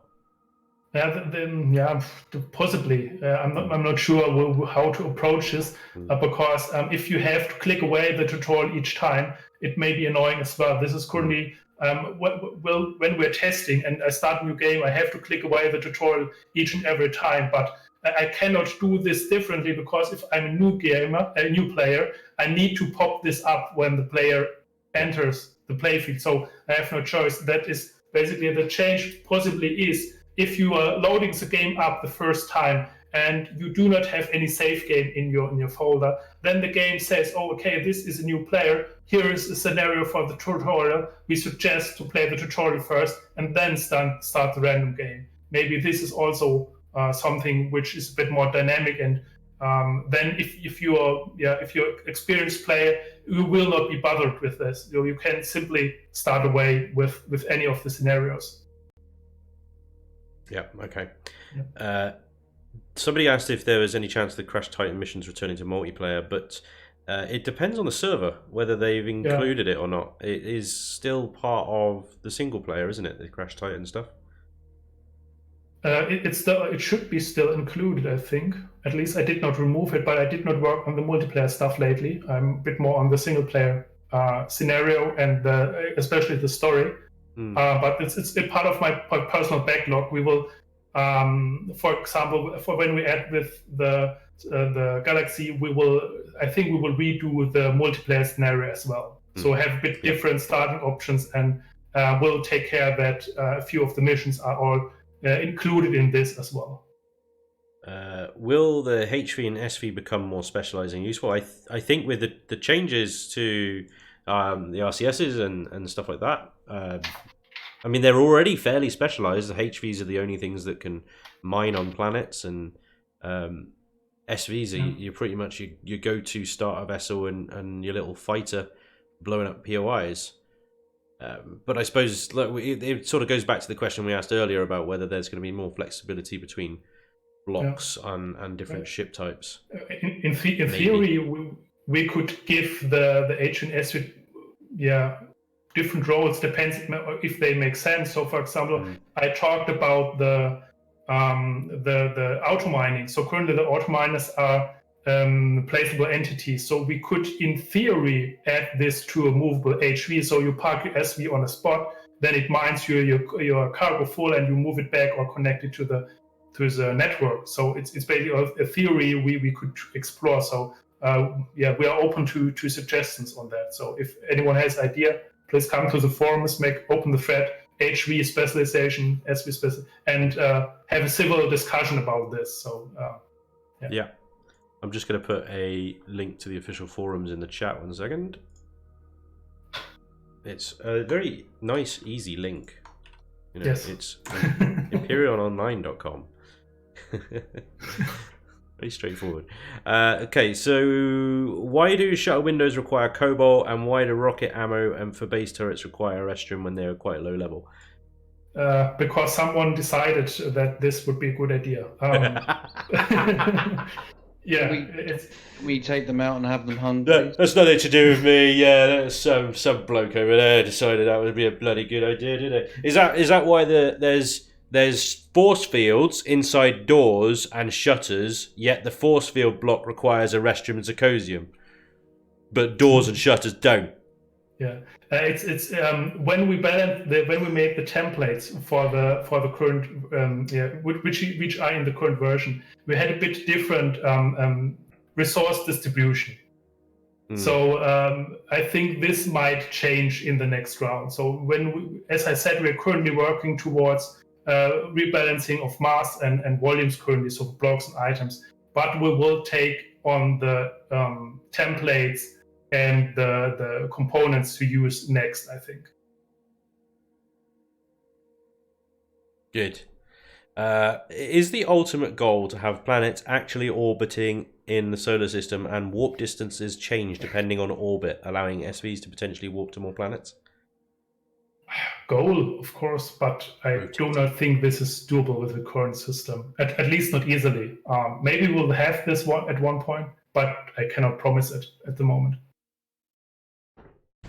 Goal, maybe we'd like Goal, it. yes. Maybe if Unity can do it, but yes, if this is doable, I think at some point we of course will consider this, because currently we are reworking all the stuff around solar systems and planet creation and galaxy and so on and so on. And similar to where the reworks of the terrain generation on planets and increasing the planet size and making them round and so have taken a few iterations. I think these are topics that cannot be done in one go. So yes, it's also with a discussion to have gravity enabled in space also. It's always back and forth discussion, and yes, it's all somehow on the table. Same with the real orbiting of stations in the orbit and planets around the orbit. These are goals currently. We're talking about solar system simulating here, and I think there's more important things to get. I think so. Yes. Yeah. But it's a would be nice. Yeah. Yes. Of course. We're sort of moving into the more difficult questions now, so bear with me. These are the easy ones. These are the easy ones, mate. Yeah, you're in for a rough ride now. So somebody asked, do you guys actually want PvP to be part of the game? PvP is part of the game. So it's not like something we want or do not want. The game, the whole game is not only PvP. Maybe this is something to turn this around. We need to take into account PvE and PvP. So we cannot say we only want to have one thing or the other thing. So no one is saying we do not want to have PvP. So this is not really a question for me, I think. So sometimes we're adding stuff which is for PvP, and sometimes we have stuff for PvE, but we aim for that the game mechanics we are currently adding are not in favor of the PvP or PvP scenario. So maybe we'll later think and sit down and say, so hi guys, what can we do for PvP, like weapon balance, or maybe something like what I often got told from PvP guys is then the warping or so that you cannot simply escape the PvP fight. Though you need something that interdicts the warp drive, or you add some load up or whatever for the warp drives or so. And these are stuff that we're currently discussing, but not really to please PvP or PvE. But if we want to make a change on, for example, the warping mechanic, and while we talk about the solar system and stuff, and while we currently go only in astronomical units inside a system, with the galaxy we are going in light years, and then we start talking, shall we make a change to how warping works? And while we're at it at a cooldown period or load up or a phase where when you jump you cannot have shields on and so on, and some parts of this will have PvP belts benefit from, and some others will be for PvE. But there's no question of if we want to have one or the other thing. Both belong to the game. They both exist, and they're both going to continue to exist. Yeah. And you're not picking favourites between either. No. Do you think that Empyrion will I'm talking sort of towards the end of the development cycle here, when it comes to sort of optimization and balance and things like that? Do you think PvP, you might take a bit more of a sort of consultative look at that in terms of balancing and other sort of PvP topics to maybe appease that side of the community?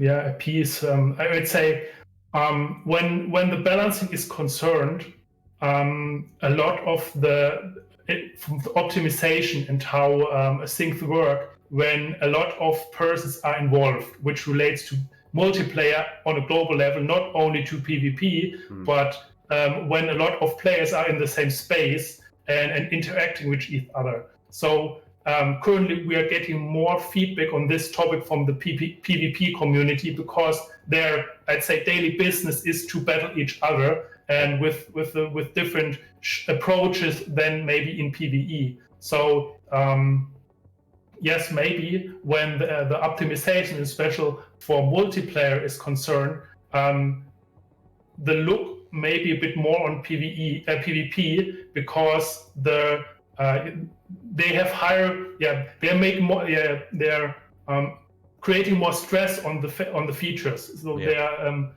using them more intensively in certain areas. And then of course we would be dumb to not look at those feedbacks when they say, hey guys, this is entirely not working. So and on the other side, we will look at PvE when it's coming to POIs and game balancing or stuff. So it's I think both have their strong point where we need to look at when the time comes. Does Elion prioritize bugs reported by certain people on the forum over others? Entirely not. No. We prioritize stuff we can reproduce, and since we changed our forum from this one thread where all the bugs came in, and now we have the system with the tags, and our QA guys like Pantera and Talion and others, they can manage their tickets a bit better.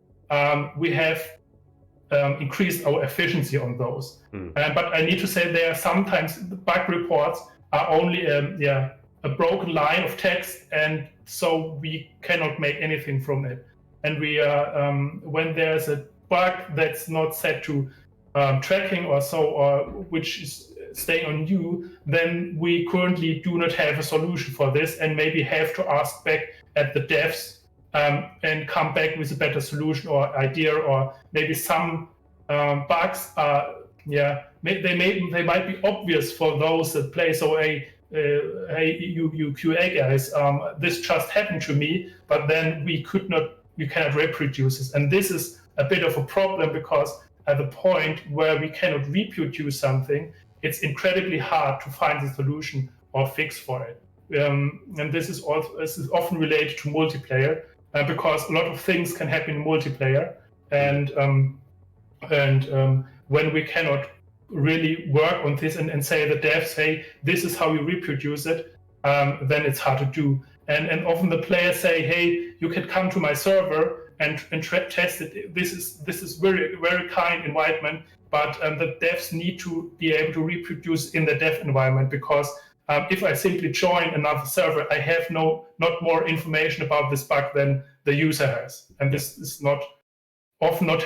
Of course, there have been occasions where we say there are like small traces to a bug, because it seems to be 10 out of 12 times it happens and then we are trying to create this internally with virtual stuff and so on.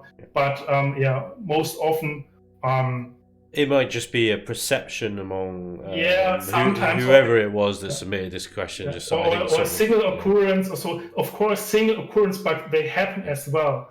And not true. I myself, each time when Windows updates and I'm currently testing, it sometimes happens that I have a strange bug because I work at the files and no one else in the team has. And then I say, oh, my Windows is updating, and I did the updates, and the bug is gone. And so sometimes it happens. So those single occurrences happen, and I do not think, hey, he's just he just wants to write some bug on the forums and complain. But it's a bit difficult then when we cannot track this down.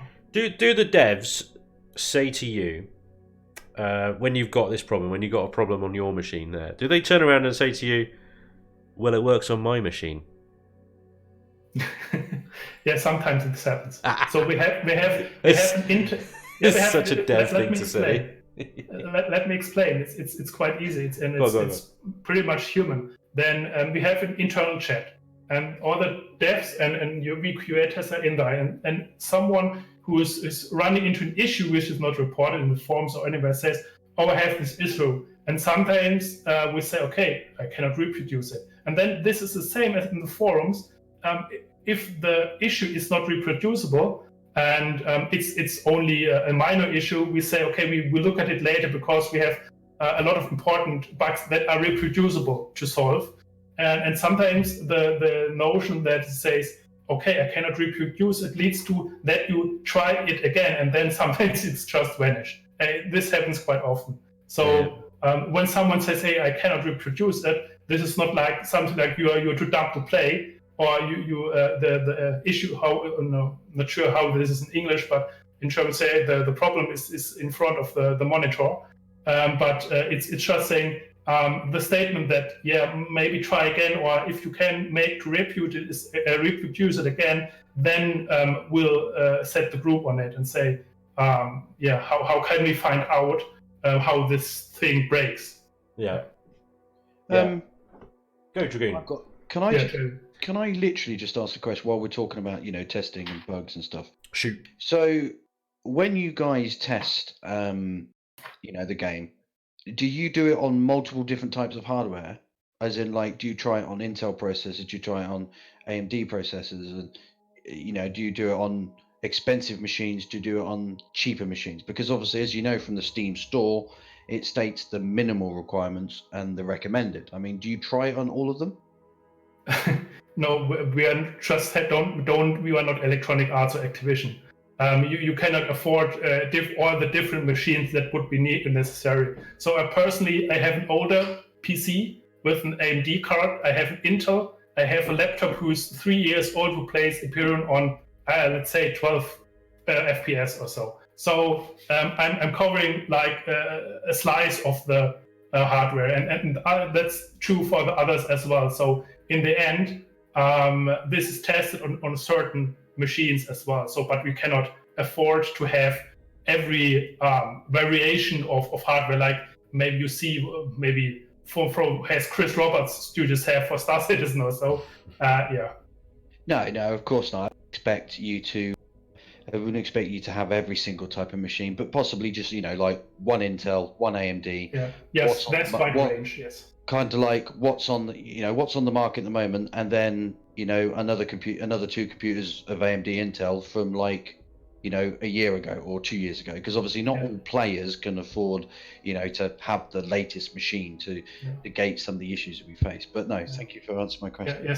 Yeah, of course, yes. So there's quite a slice of this mix of these devices. I personally own a certain older device. I even have intentionally kept those old machines for testing, and I did not send it away or getting the most recent or newest machines on this, because testing on the lower end side is quite important still. So do the devs actually play the game beyond just sort of firing it up and making sure what they just coded is working?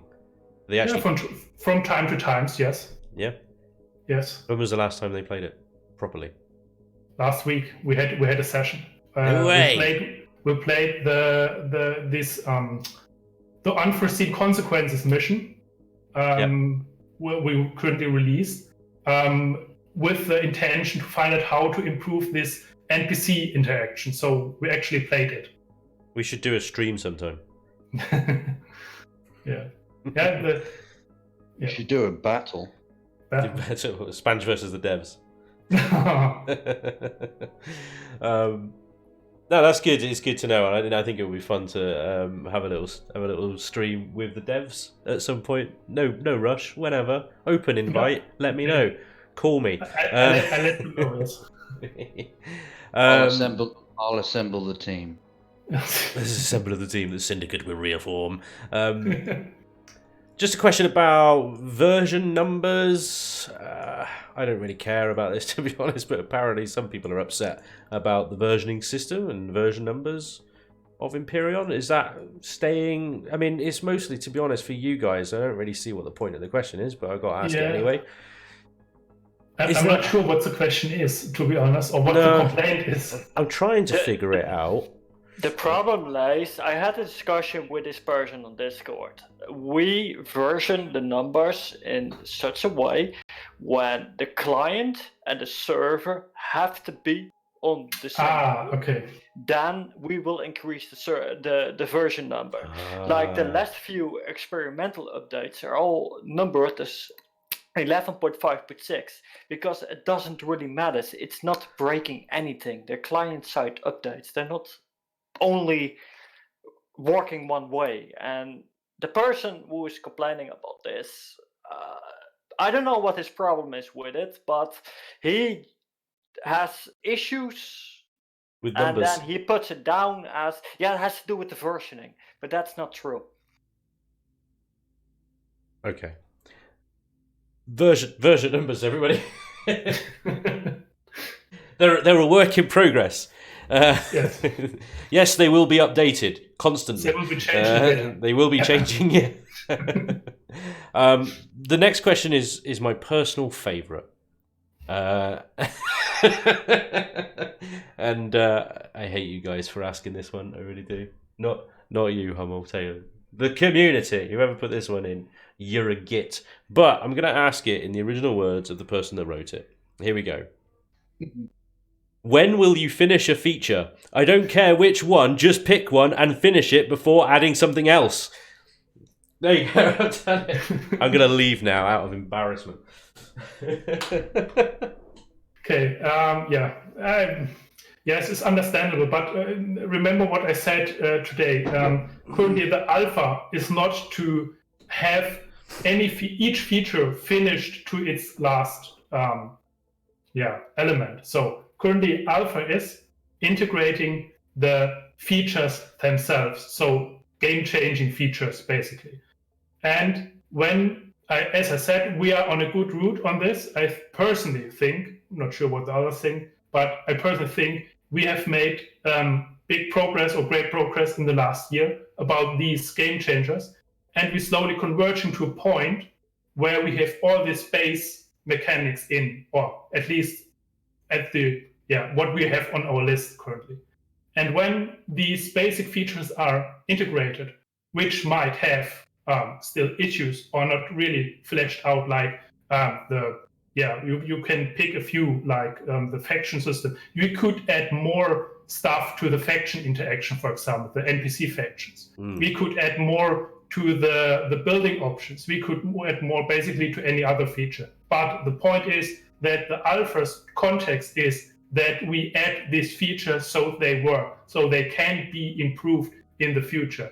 And I need to stress this because we are not a team of 20 or 30 or 300 people. So our work pace of choice is this, as I said, to add the features sometimes in the first iteration, sometimes in a bit improved iteration, and then see if this collection or this whole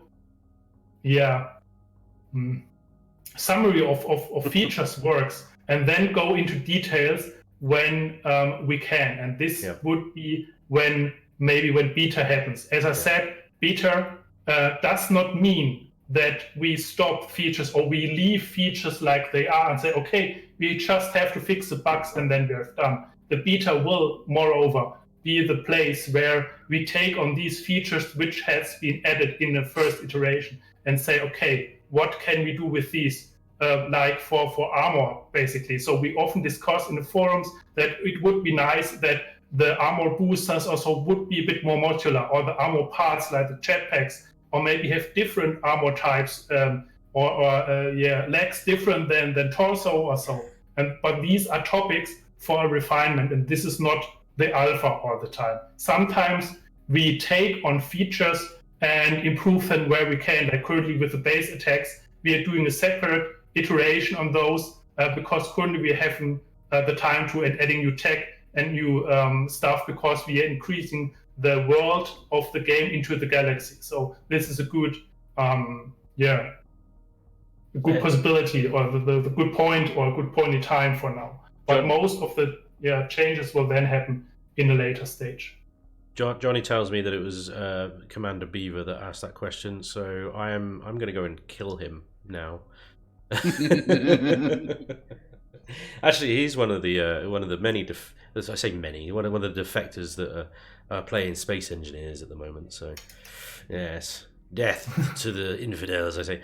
Anyway, no, it completely makes sense. Obviously, everything is still in progress, so you've got to put a feature in at some point, see if it works, adjust it accordingly, and get it to a state where you can move on to something new. And I think it's a sort of a bit of a meme with alpha games in general, anyway, isn't it? That there's gonna be placeholders, there's gonna be incomplete stuff. Yeah. You know, it's just. I suppose as well that with features going in during the alpha stage, everything is in flux, isn't it? Because you never know when you're not. You never know when you're going to go back to something you added a couple of versions ago because you're expanding it. So there would never actually be a completed feature because you're always going to make it bigger. For example, take the cargo system, the inventory system. I mean, versions ago, it was just a cargo box. Now it's more, you've elaborated on it, and it's more and it does more. So I just use that as an example. I suppose everything is just constantly changing. Yes. Yep. Exactly. So the next question is, why do we still have random plants dying, which is a bug? And I think that's been a bug for a while now, especially in multiplayer, where the base is still running, everything's fine, but the plants have somehow died. Work in progress. It's a known issue. The thing is, as long it basically fixes itself when you relog, it's not reproducible for us. So when we want to reproduce it, we can't, and then we just simply can't look. We need to find a case where it is 100% reproducible always, and then we're able to fix it 100%. One of the devs already looked at it a couple of times, made some improvements.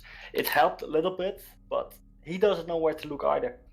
We have not found the smoking gun, so to say. So at least if it's something which is not 100% reproducible, but often, then there's often something like occurrence or so where we can iterate on this. And maybe in this case there is currently not, or at least when the fixes we did happen, then they ruled out all the traces we had. And currently, if the bug still appears, then it's something that might even need more information, or we haven't found what's really causing this. One of those another one of those mysterious desync issues that are near impossible to reproduce.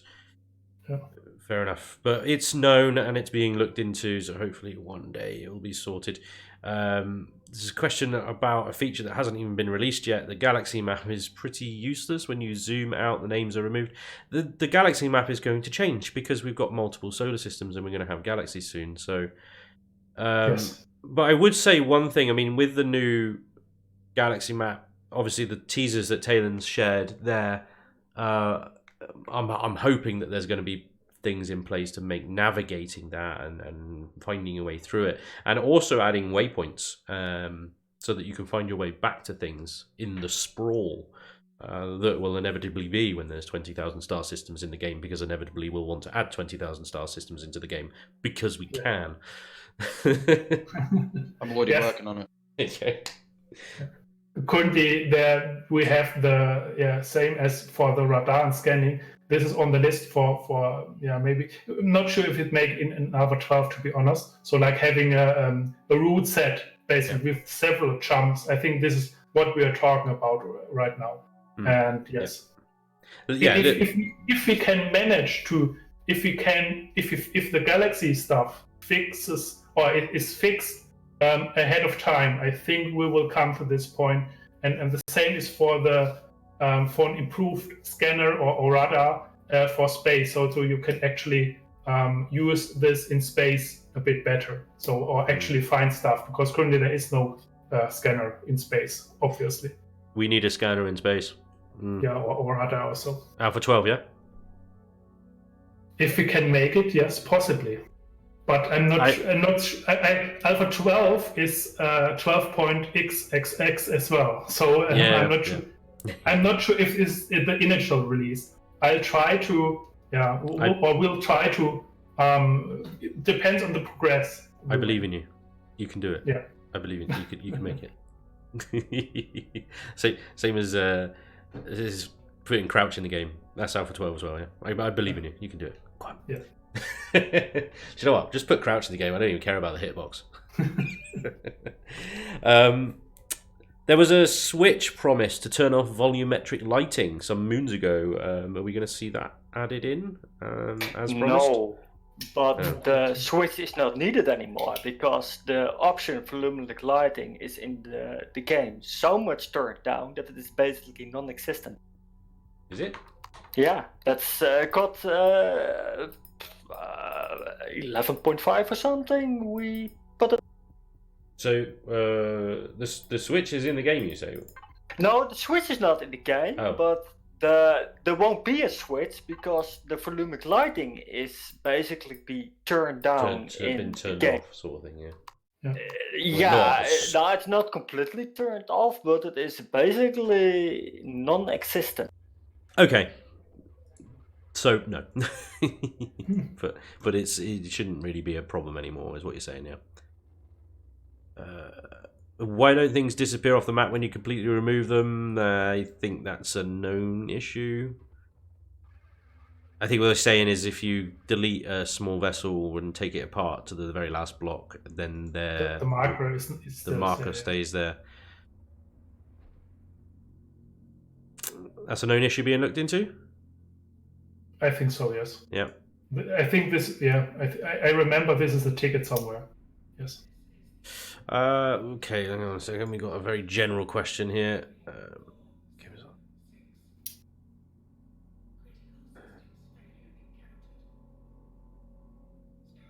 Well, get very passive aggressive at the end of that one.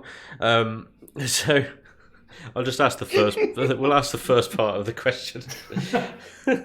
Where are the teams, the dev team's priorities at the moment? I think obviously we've mentioned the Galaxy stuff. Is it in? How do I phrase this? I think we've pretty much already answered it, to be honest, but because it's in content at the moment. In regards to sort of main gameplay changes, sorry, not content. So it's in main gameplay features at the moment, like your new Galaxy and stuff like that. And changing priorities towards content is going to come sort of in the next 2 alphas time or so, I think is what we said, wasn't it? Yes, basically, yeah. Currently, we're adding new technical stuff and we'll try to accompany this with new content. So whereas one part of these are the new NPC interactions, new missions and stuff. So giving the Galaxy a bit more meaning and the game itself a bit more interactivity. There's the next question is about roadmap. I think this comes up every time. You guys don't necessarily have a traditional roadmap. Is that ever going to change? I'm not sure, to be honest. At least not in the alpha stage. So because, being a small team, we are discussing features of the next version, basically when the last version is released. So when 11.1 has been released, we have started the first discussions what could be in Alpha 12. Then we did up to 11.5, and then around the holidays we converged all the ideas, and then we started. So this is basically if we gave a roadmap, everyone would expect us to do certain things, which is a good thing if you have a team where you could say, yeah, we have the capacity and this, and there are no reasonable problems to change any of this. But you need to think of how other teams do it. If you have real closed alpha development where you have no access to the game files or to the gameplay or so, except the really QA team, then this is happening all the day. So you have one plan for the next week and then the plan is trashed again, and so on and so on. And maybe this is a bit more visual when for our type of development. So this open community development, like all the other in games which are in early access, or let players take part when the game's still developing, because usually players do not see that the changes happen so often. And this is why we do not have an explicit roadmap. Currently, the roadmap maybe is that we want to add in those game-changing features I'm constantly talking about today. That's what I think. It ultimately, I think is all people are necessarily asking for. I don't think when I talk about roadmap, I don't want a sort of published Microsoft project Gantt chart on the screen saying we're going to be working on this there, with this there, this there. But I would be curious to see an overall list of the stuff that you want to add in or planning to add in, with even with the caveat of it maybe not it might not happen, but we'd like to do this sort of thing. Yeah, the problem is, you could easily do this, and you could say, we want to do this and this, but then the community would start, why didn't you do this, and why did you start about this? And they're already doing that. Yeah, why already doing this and not my favorite feature and so on. And we could say, yeah, it's a good question, but we found out that we are not capable of pulling this off right now, so we do it with the next best and starting on this. And this is why we only today we'll quite have revealed a few of the features of Alpha 12, because we knew that these were realistically to be added to the patch. So we had a few different ideas which were already dropped from the list. And this is always a bit problematic then to communicate it. So we have chosen to say, guys, we are adding this to this update, but we do not say this is our future topic list, but be a bit more precise on what we add on the individual major updates then. So on the other side, when we are doing these Q&As, so I often talk about features we will see in the future. So those who are listening or reading in the forums, they might get an idea what's still on our list, even from the larger features or the bigger features. So it's not like we are totally shut or totally do not say what we might add or what we want to add. But it's not on a list, basically. Okay, fair enough. There's a couple more questions there I'm just going to skip over because I think that we've already answered those ones anyway.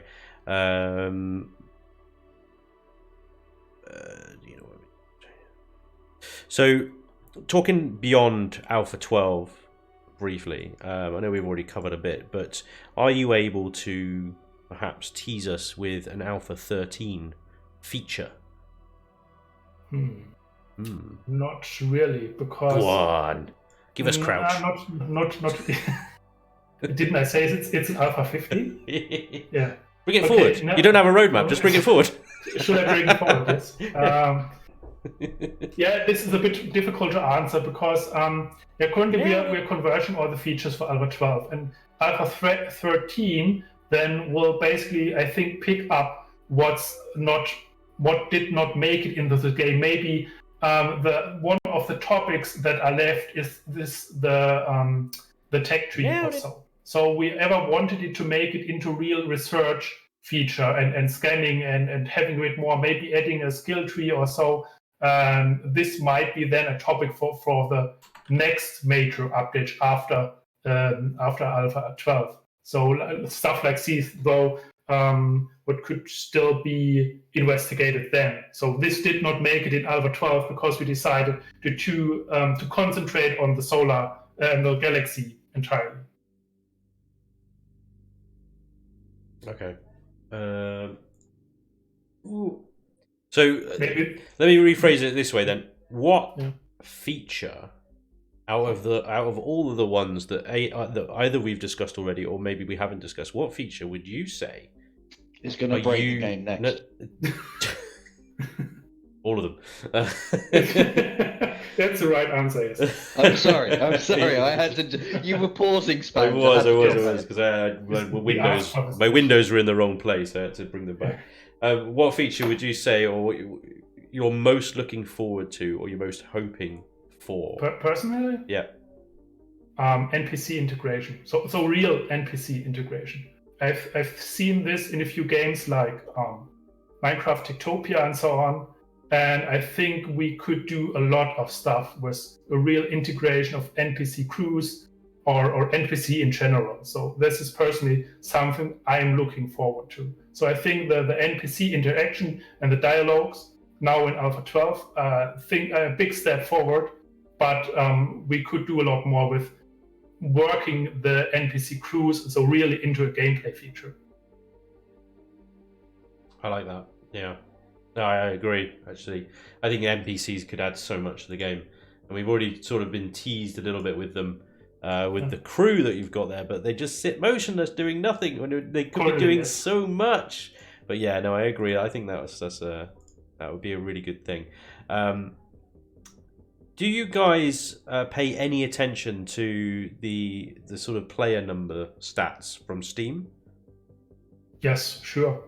We're monitoring these, and they are always a bit in decline. And when we do an update, they grow again, and so on. It's for Alpha 12, we are hoping we will see a lot of players coming back, which have possibly not liked the game so much in these Alpha 10 and 11 more technical updates. Yeah, it must be concerning. I mean, I'm looking at them on the stream now, and obviously, I think this is one of the lowest slumps that you guys have had. I'm trying to figure out. Let's go with all. Possibly also the competition had been grown in the meantime. There are more games into our subgenre, and thanks to Chris Roberts, who revived this together with Star Citizen and also Elite Dangerous in the early 2011, 12, 13 or so.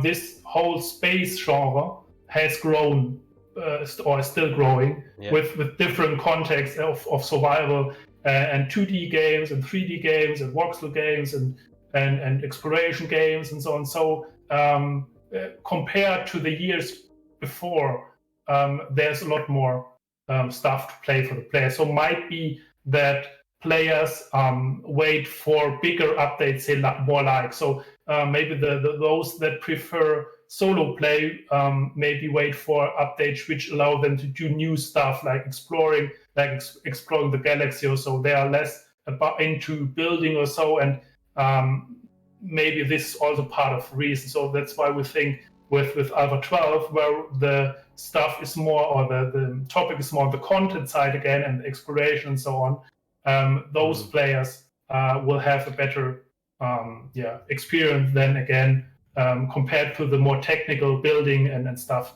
updates, which were 10 and 11. Yeah. You had, I think you're the biggest sort of peak of concurrent players. This is concurrent players, by the way, everybody. This was June 2018, which I think was Alpha 8. What do you think it was about Alpha 8 that drew in the highest numbers ever? I think this Alpha 8, this was the increase of the planet size and the new planet tech. And they heard Spanj was making a server. Yeah. That's the main reason. Was that around then? That would have been when you had the idea, anyway. I think. That would have been when Shattered Realm started construction. Yeah. And then we realised it was an entirely full-time job to run it, and was like, I didn't sign up for this. Yeah. Yeah. That's basically my personal opinion or guess, that updates that more centered around the content side of things. So like doing new stuff, like increasing the playfield size, or doing real round planets, or at least seemingly real round planets, and adding this is a bit more interesting to a lot of players, because it just offers more things to do. But this does not avoid us having to do those technical updates, because without these we would not be able to progress anyhow. So yeah, it's a bit on a good and a bad side then. So, but I think with Alpha 12, that could be turned to the better then. Another burst, hopefully, of activity and stuff. I mean, certainly what we've heard today does sound very optimistic, I think. At least Alpha 12 is laying the foundation to also create more content around all this exploration and stuff for the future. This is basically a few of the features I talked about today are laying the groundwork for these, be it the NPC dialogues. We are already working on some kind of a quest system in addition to the PDA missions and all that stuff that is revolving around what is happening in space or so. So I think this Alpha 12 is now laying the foundation for these as well. Not only bringing new stuff, but only laying the technical foundation so we the content creators and the community can also work on this and bring in more of these. Excellent. We've kind of we've finished the questions that I had and the questions from the Discord. So we're actually going to go start through the questions that have been asked in chat. Dragoon, I'm going to start with you first. Is there anything you wanted to ask before we start going into chat questions? Nothing that comes to mind at the moment. I'm sure I'll let you know. All right. Thank you. That's all right. So first question from Ellie is about the mouse button remapping. So he plays left-handed, and since Alpha 11.1, the remapping on the mouse he's only been unable to do it. He's unable to set it. So I'll read it word for word. Do you think they'll fix the mouse button remapping? I don't know if others have the problem, but I can't change mouse button options.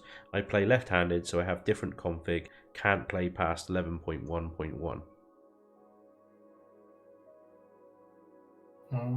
Jalen, is this Is that something that you guys would test though? Is it? I mean, would you have a computer set up with left-handed mouse settings on it just to see if it works?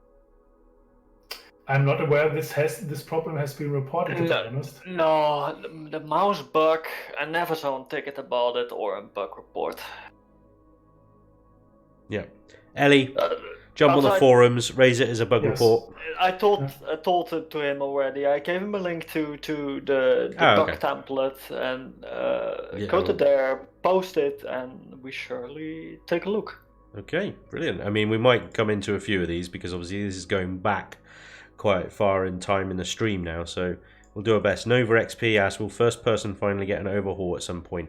The animations need some work, and the player's center of rotation is in front of them, making turning feel awkward.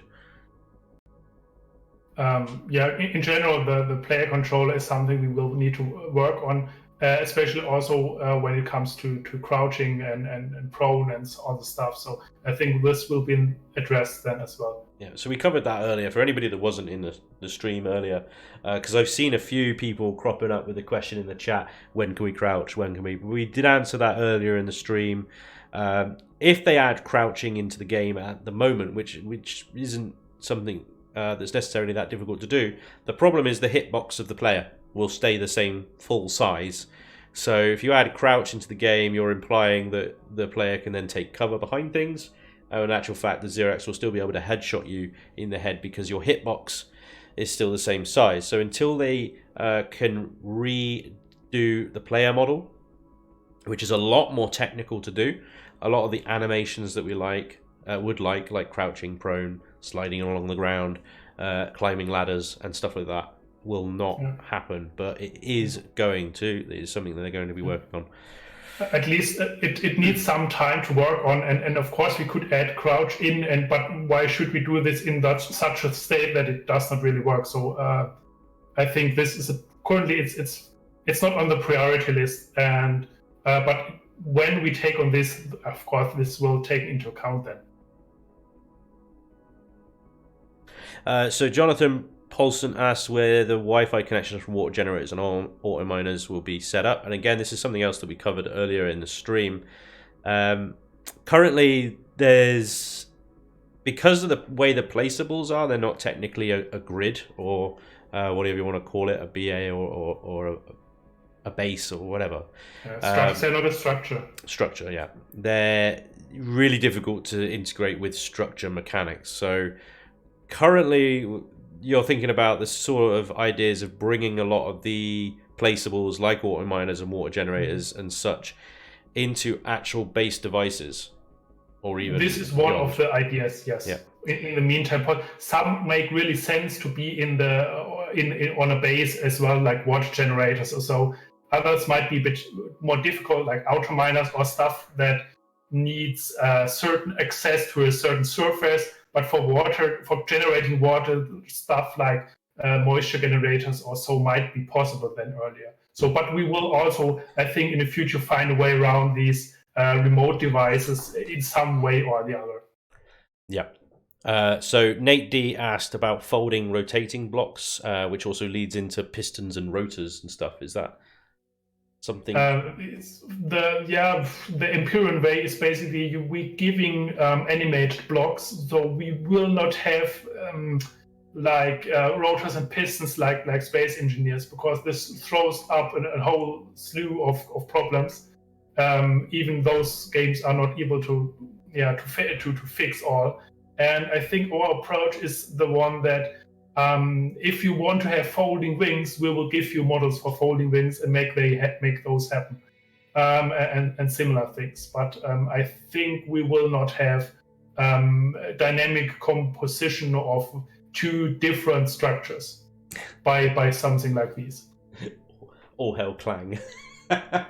Yeah, right. Dear. Yeah, it's funny to see, but I think we will not go that route. But what if I want to build the Prometheus from Star Trek? Sorry.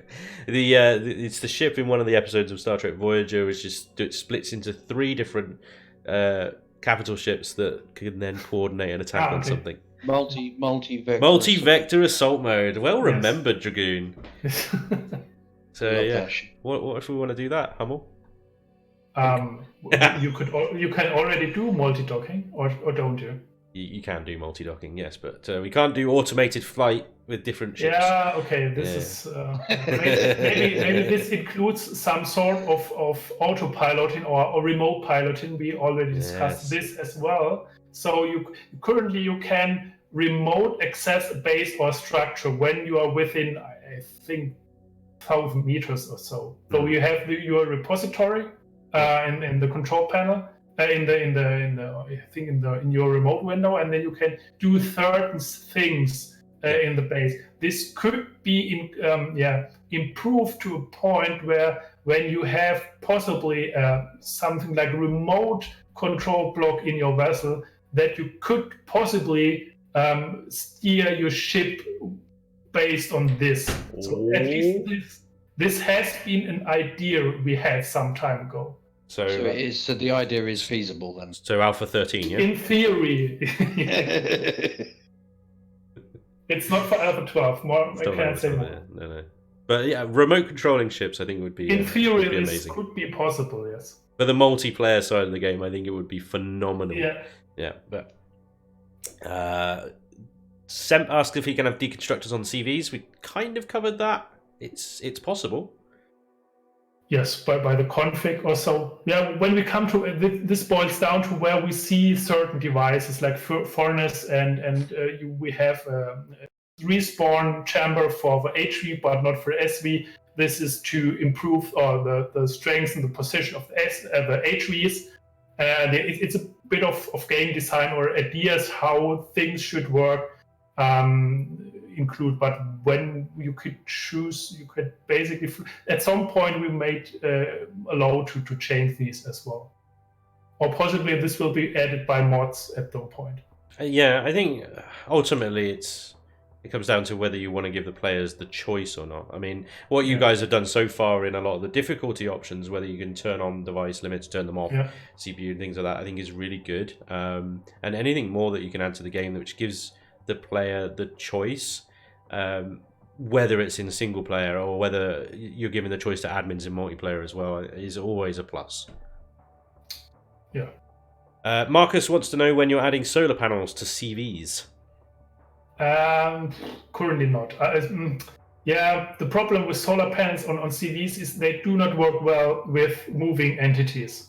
So because there are quite a few calculations done every second or so, when I'm not mistaken, so they for now they will remain stationary. I'm not sure if this will stay forever like this, but it's more likely that we have kind of battery type, so you can charge your batteries for a vessel for HVSV or CV and use the battery content instead of having something like solar panels on a CV or so. I think this is more likely then. You mentioned that the solar panels causing calculations every second and obviously trying to figure out how much solar energy they're receiving and blah, blah, blah, blah. What if you just change that to slow it down so it's not doing a calculation every second, but every... I'm not sure if it's every second or so don't 50, quote me on that, but okay.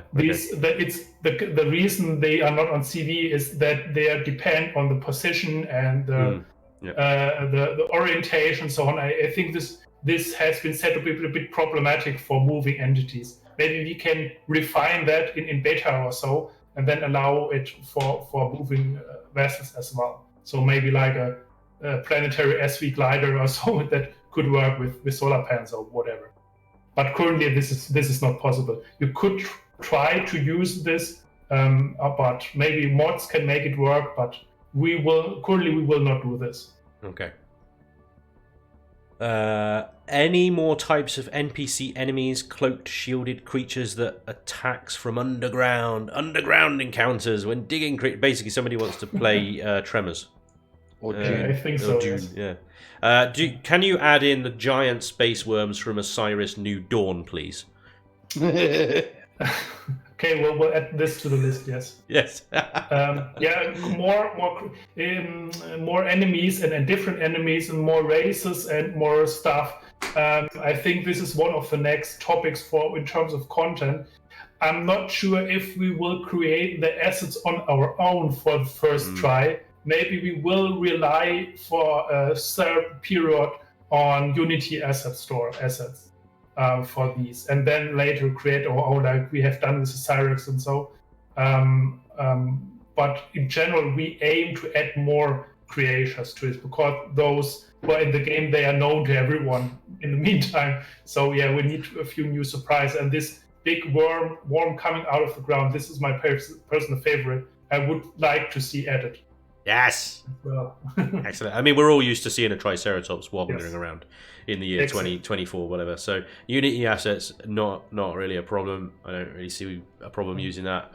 Like you say, because eventually you then move them into your own assets and stuff like that. For the purpose of getting something like a great enemy into the game, like a sandworm or whatever, use a stock asset. I don't care. the Unity asset is often a discussion also internally in the team. So, but we need to face a simple thing that we have not enough personnel or modelers to do this. And for real good NPCs, you need someone who can do animations as well. So it's not only done with adding creation. So I often got emails from creators, so thanks a lot to those sending this in. But often they lack an animation, and if you need to do skeleton and the stuff, this is a whole other topic. So I could add a static, but why? And though we might, if we add new enemies in the meantime, so like for Alpha 12 or 13 or so, the first thing we might watch out is Unity assets that are looking good, so which fit the game and are not really. So the Triceratops and some of the other creations were real placeholders and so on. Some stayed in the game, others were replaced, but these were real to fill something in. And this would not be the approach. We go for new assets from the Unity. So we would buy into stock stuff that is looking good, and basically it's just. You should not devalue stuff that's on a Unity store because it's on Unity store. This is done by people which are very capable of doing models, and the Unity store is a place where you can get really high quality stuff, and of course you can also get the opposite, but that's not the point. So absolutely, if a lot of it ask someone to spend a week or so on a new model. In the meantime, he could work on our really own stuff we do not get from the Unity store, like the design for turrets or so. We work out for our own, and then I better spend into look if I can get a Unity asset which looks good and which fits to the game and would make a nice addition. And we have also users in our forum which are constantly scanning the Unity store and suggest stuff. So this is helpful. I'm also looking into these threads as well. Great. Yeah, that makes absolute sense. So Calming Winds asks about walking around on a moving CV. This comes up quite often. You did a lot of work on colliders, I think, in 10 and 11. Yes. We did this. We stumbled into a few issues, to be honest, and one is performance. So we have not found a good way to do this. So it's been postponed to after Alpha 12, possibly. So Alpha 13, yeah? Yeah. No. It's in the beta. I'm not sure how. This is really a big topic because I said it the last time when we had the QA. It nearly touches every single stuff or entity or device in the game. So it's groundwork rework. Maybe it might come before the beta, but I'm not sure about how's the status on this project yet. Fair enough. Yeah, I think it's become one of those. Tell you what, walking around on a moving ship in Empyrion is like the pipes meme in Satisfactory. We'll keep demanding it, and you'll keep saying it's not happening. But one day you'll release an amazing trailer of someone walking around on a moving ship and crouching. Next question is from Graham. He's asking about waterproof ships and buildings, underwater POIs, which I suppose also feeds into water being actually water and not just a layer. It's currently only a layer, and this will be in, I think, the next iteration of the terrain rework. Then we will consider not only water but maybe fluids in general. So like lava and exactly I'd say semi-fluids. I'm not sure because this always relates to performance. So if you can do real fluids or it's a bit fake or so, well, we'll see. This is not yet on discussed or explored yet. So Alpha 13, yeah. Possibly, yes. I'm getting the sure. feeling. You're getting a pattern here, aren't we? Yeah, I'm getting the feeling that the answer to most of these questions is going to be Alpha 13. Alpha 13. One thing at a time. I understand. Missing name. We don't know who asked this one. Are there any other plans to alter the starting area tutorial beyond just removing nearby spiders, which we've already kind of covered? They've actually removed the spiders for you. And yes, there are plans to change the tutorial and stuff like that. But obviously, as the game is changing and mechanics are changing, making tutorials can be a bit repetitive because you're just constantly having to change them and stuff. So, but yes, there are plans. Are JS 2025 again, any more types of weather in the game coming? Threats, he asks. Weather threats, tornadoes and stuff, because we got meteor showers and fire rain and stuff like that. Anything more effects like that coming? What we discussed is not really new effects, but those weather we have actually damaging your ship or your base, because currently the weather effects are only effects, even a meteor shower. And of course, we have thought of a few other stuff for space playfields like Iron Storm and so on. But the real interesting point is if we want to make these really a danger for you. And I think this would be the way to go then.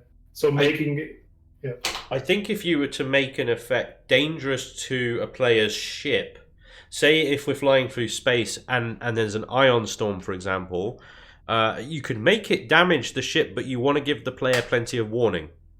Yes. It's not a deadly threat, but something if you pay attention, you can escape. Or if you run into an iron storm, you lose ships and thrust, and so you need to limp out of it. So it's your own fault. You know better next time. So this is a bit of the challenge that these damages are not unfair. So if I have a meteor shower coming down on your hut, you're 5 minutes into the game. This would be it would be realistic, but it would be a bit unfair. So Been there, done that, survived it, got the t-shirt. Yeah. Moving on.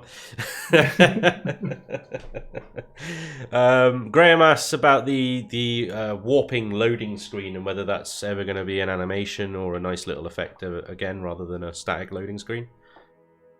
This loading screen will actually stay. This is a bit related to how the game loads the information from the next playfield. So the loading is not fluid. So we could add an animation, but it would lag or would not be fluid. So we did not decide to put it in. What we will possibly do is, or what we have considered is, that we put a loading, a real animation ahead on after the loading screen and try to shorten the loading in between screens, so you have only a short time of static. But as it stands now, it's not really fully avoidable to have the static screen.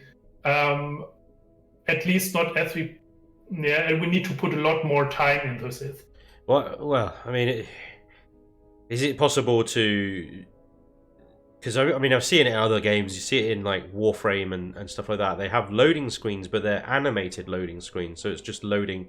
Yeah, they're possibly loading their stuff in the background. They're using different architecture, and that's what I'm meaning. And currently, the architecture of the system, how the game loads the playfield, does not allow this. We could change this possibly, but this would lead to a heap of work on this. And I'm not sure we are better to spend this amount of work on other features. Maybe on warp interdictors, weapons, and stuff which really relevant for the game. Of course, this is an immersion and so on, but yeah, as far as priority goes, it's a bit further down the list, to be honest. Certainly, absolutely, yeah. I mean, it's one of those nice to haves. There are more important things, I think, in there. I think it's nice if it's just not ruled out. At some point, it might change to something. But the point about it being something to do with the engine, we need to have the time for this. Yeah. Dragoon. I mean, yeah, I was just talking about the loading screens because at the moment it's when you warp it's I'm guessing it's either a JPEG or a PNG is what we're looking at basically. So, obviously, I get if it's loading another playfield or another space playfield, and you're going to it, and there's a lot going on as it's calculating positions and all the rest of it. Would it be that much of a hit on resources on the server or the client's computer if it was a GIF instead? So literally, it's still an image, but it's just a moving image. Yeah, but this would possibly still lag. I will forward this to the devs if this is possible. I'm not sure. If this makes any difference, but I will forward this. Maybe we can come to a solution. But I doubt this will change because although the animation of the GIF may be hampered by the loading. But I'm not sure, so I will ask this. Great. Okay. Graham asks if there will be ice on planets and asteroids. Ice, I think, is a really good idea because if you can get water in space, then you're opening up the choice for the player to almost wholly exist in space and renew oxygen and stuff like that in space. And yeah, we talked about this several times again. And for the play fields in space, I think we plan to add a few more resources, also ice or so. It's maybe not in Alpha 12 because setting up these resources also mean a few more adjustments. But we have talked about this, so it's also for other resources, or in general a rework of which resources are available in the game. Maybe expanding the current catalog a bit, adding a few more resources that are a bit more common, like Titan or what's a Tungsten or so, and spare the more exotic for real high tech stuff. So broaden the starting area a bit. And also having like ice or so on asteroids. So this is in a greater context. Maybe this will be considered when we rework the material progression. Then I'm not sure if we can add ice as isolated addition to the Alpha 12. Then I will set it on the list and we will discuss this. Alpha 13, yeah. But I suppose, like you say, if you're rebalancing the materials or relooking at the materials, then ice, for all intents and purposes, is just another resource. It's pretty high up on the wish list then. Okay. Somebody, I don't know, missing name. With a new galaxy having many more solar systems, will we gain easier methods to find or return to our favourite systems? So this is about just setting waypoints on the galaxy map. You broke up slightly in that question. Did I? Just have to point that out. Yeah, we missed the start and halfway through. My apologies. So I don't know what happened there, but so the new galaxy map. Are we going to be able to add waypoints onto that so that we can easily find our way back to places? So like on the planet map or so. Yeah, but on the galaxy map. Yeah, I think this should be possible. It's not on the list yet, but I'll take it onto my notes and as a request. I think it needs to be. Because if you're adding hundreds of star systems and planets and stuff, and we're going out on exploring, we need to be able to find our way home back to our base. Yes. So that would be a really good one to add. Any more types of rock resources being added? We kind of answered that. JS2 asked about full mod support. Full mod, so currently we are working on the mod API and slowly integrate it into what is at some point possibly worth saying full mod support, but this is a bit in the future, I think. But it's of course our goal to let players make more with the game. Yeah, I mean, you can get so much value out of a game with mods alone. So yeah, definitely. At one point, we not only want to add like maybe playfields or so to the workshop, but also, of course, when we reach a point where we can address or we can put work on these topics, what can be shared on the workshop, I think then mods or in terms of configs will be a topic then on a global level. So yes.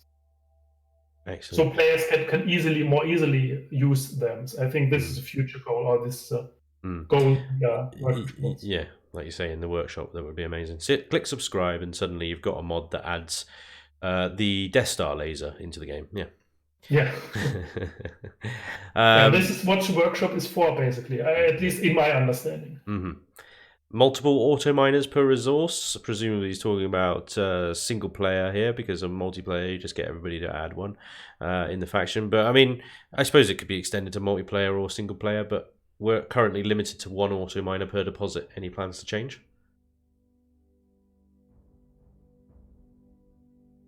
I'm not sure, to be honest. Currently, at least this is nothing which is on the list. We can talk about this. I mean, it depends really, because if you're for looking single player, it should be possible to add more. No, we changed this. Sorry. Maybe in context of the rework of the automatization and logistics and so on, maybe we will find different solutions to this. Because auto miners themselves were some kind of an intermediate item, so they should never be the end of the mining process. But we ever thought to have the player to be able to build like a mining facility on a deposit or so. Maybe we'll come to this point, and then you will just trash your auto miner because you do not need it anymore. Yeah, that would be good. Anarax asks, can you make it easier to obtain auto miners? It is the #1 complaint from my Empyrion gaming group friends on our servers. I mean, auto miners, you need an AM core. You can loot them and you can buy them. Yes. But you can't manufacture them. So I the suppose question is to allow them to manufacture them. Yeah, maybe more of these as you progress with the material and maybe with the balancing. More of these devices could be enabled to be created or crafted, like we have added for the CPU extenders. Personally, maybe make a note in the forums in the suggestion, so I will stumble into it, and so I do not forget. Personally, I don't mind items that can only be obtained through trade or looting. I actually think that gives you a reason to go out beyond your base and beyond resource mining. But I understand, again, it comes down to that whole thing of giving the player the choice. Yes, exactly. That was also the idea when we talked on the CPU stuff, and in the end said yes, it's a legit wish that we add not only the collection and the traders, but also to let the players craft them. It's then only a question of balancing the template, basically. Yeah. JS 2025 Snow Dragoons just crossed that one off. Moving on. Did we answer that one already? Did we, Dragoon? Oh yes, we did. You're just moving it around. I'm trying to stay ahead so you don't ask the same questions again. Right. Okay. Graham asked about the pirate faction. That was actually teased back in Alpha. Whoa, actually, I can't remember if it was 10 or 11 now. But there was, obviously, there's new POIs have been added into space and stuff like that, and there was this talk of a pirate faction. 11, I think, yes. Yeah. Is the pirate faction Alpha 12? I have requested it, yes, because with the new space POI defense and space featured, it would make perfect sense, because what does a pirate faction? It ambushes you, or it wants to get your goods and so on, so it makes sense. And maybe there are a few more factions then as well. So I've seen a few good examples, which like the Creel faction, which Cherendal is currently producing, I think. Yes. And oh my God, so there are a few choices which could be added to the game, because currently the galaxy exists with the pirate with the Cyrex basically, and the second the Polaris. The Talon are not really spacefaring, and the legacy is still a bit off. So I think, in my personal opinion, and we are good to add a few more factions. If it does not happen for Alpha 12, I think, I assume that this will happen in the follow-up intermediate updates up to 12.5 possibly. Stubert says Alpha 30. Yeah. Latest. Latest, yeah. I mean, that's really good news. I mean, great as well. I love Jay Randall's Creel stuff. It looks incredible. Yeah. So working that into a faction would be. Yeah. What I personally are looking for are factions that are in their faction design distinct from what we have now. So I would not add a second Polaris faction who is similar to it, or not, at least not right now. But to broaden a bit this context of different NPC faction, and I think the Creel are more like, what I remember from the description is like a more insectoid, strong exploring faction, and I could think of dozens of missions and events that could happen between them and Cyrex and the player right in between. So why not? I would see the Creel as like a highly technologically advanced but reasonably peaceful, although don't annoy them kind of faction.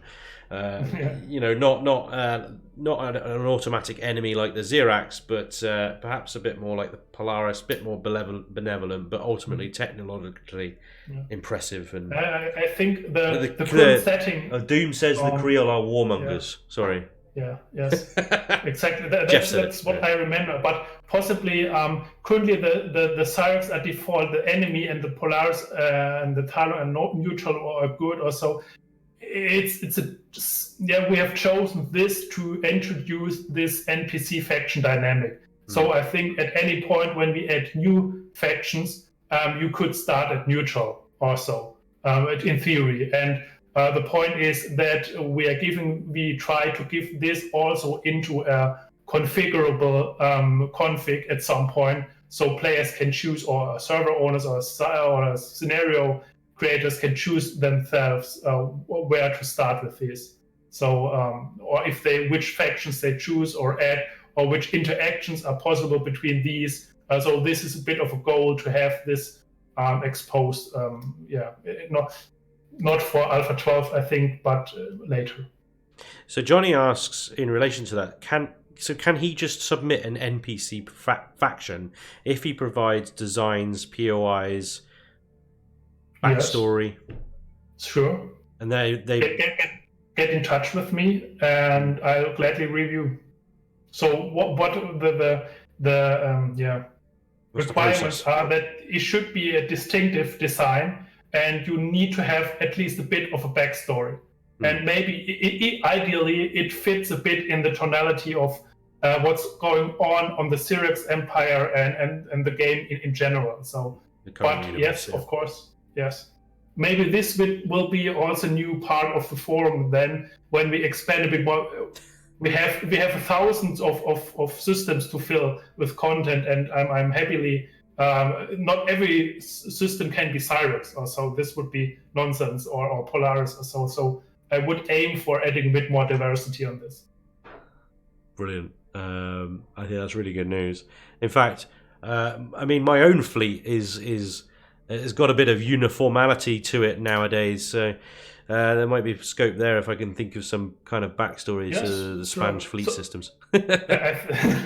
We still have. So if you have a distinctive design, we have to fill mercenaries possibly. We have to fill in pirates. There are no real designs for this as well. So I think now is the time to converge or to come up with such ideas. So I've seen a lot of stuff in the workshop which might fit for a certain type of faction or so, but often these are only a few ships or so, or maybe what I'm aiming for is, for example, usable structures are basically bases and capital vessels for now. We do not have a lot of use for HVs and SVs right now because the AI cannot use it. So when I scan for a new faction, I always look if it has a certain design that relates to their bases and capital vessels, and then there is a probability or a chance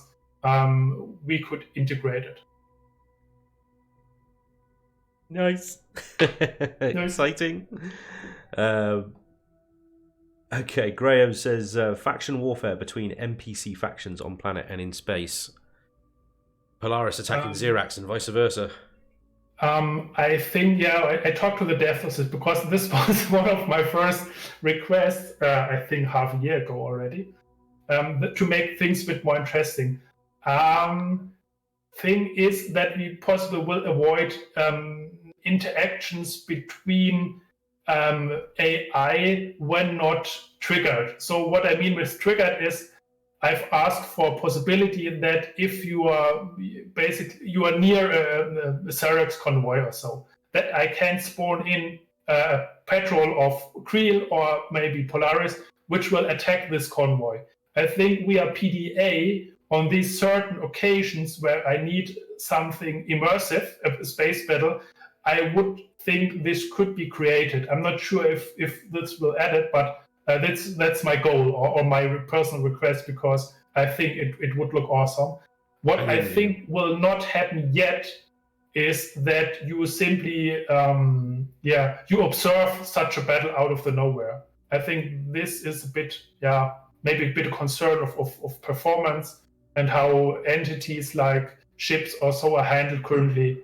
But triggered events, maybe we will see this in Alpha 12 or later. I think that would be amazing. If you, because I imagine just warping into a space sector and just jumping right in the middle of a battle between a Polaris and a Syrax capital ship, just firing volleys at each other, and then having to dodge for cover because my shields are down. I've just walked into a sector and I've got artillery shells flying across my nose.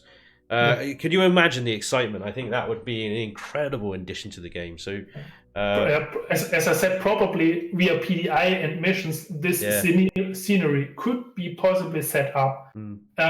What will not happen currently is something that I often read as well is if wildlife will battle each other, so like predator hunting and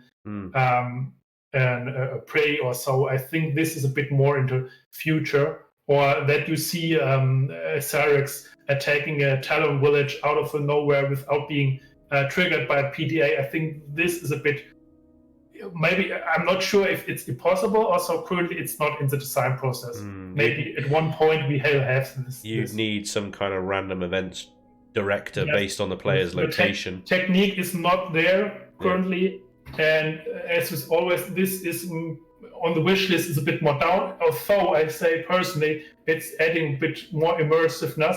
But it's often like this. You need to understand that if the devs work on the fleshing out the solar, the galaxy, this simply has more importance to it. So we'll be happy if we can set this up by PDA. I'm quite confident this is coming to the game at one point, and maybe then if we see if this is looking good, so we can have discussions of the AI in general later. So because AI is also something we have made a few and a lot of improvements, I would say, comparing to the first steps we made into this direction, and the base attacks being one of the bigger challenges.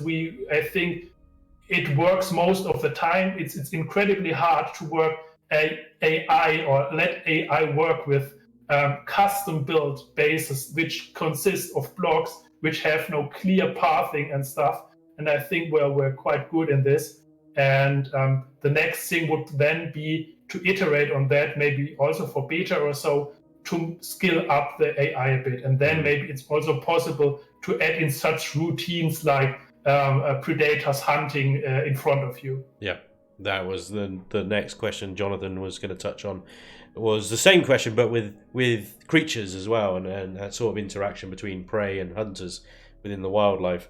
At the moment, we're seeing raptors walking right past lizard mules, for example, and not even batting an eyelid. It would be so cool to be able to witness a simulated nature taking place. But yeah, good news. The last question, because it is now 3 hours into the stream.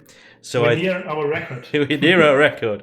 So this is going to be the last question that we got through chat, is about clone chambers being turned off. And let me just see if I can figure out this question in a second. It's from Dante, or Dante. Pleo was spawned in the nearest chamber, not the first place. Further, the NPC spawn seems to. I think what he's getting at is when you die. Would it be possible to be able to select which clone chamber or med chamber you respawn to? I think this relates to when you are in dungeon, or so, that you do not spawn outside of it when you're killed. How do I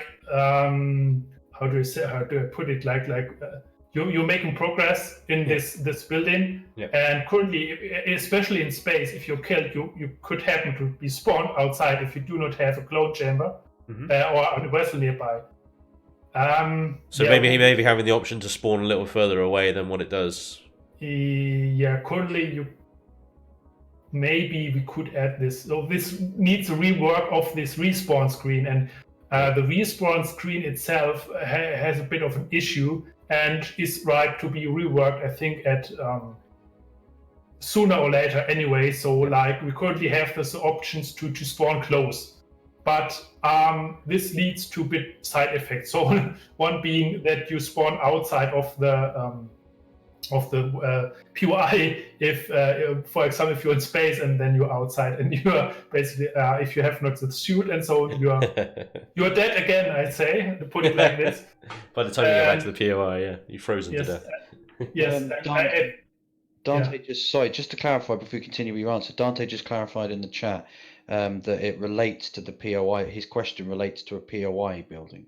Yes. So Hummel's right there, yeah. Yes. Yeah, okay. So just wanted to clarify. It's the death loop paradox. Yeah, exactly. I think we need to find a better way around this. We also talked, it's quite a while ago. I'm afraid it hasn't been picked up again. So like that, you have placeable devices where you could add as a respawn point. For example, in survival, not related to the POI, maybe the survival tent would be a respawn point or something else. So we need, sooner or later, we need to find a good way around this, because the current situation is not really satisfactory. And we were talking about the survival tent just the other day, actually, because in multiplayer it's completely useless.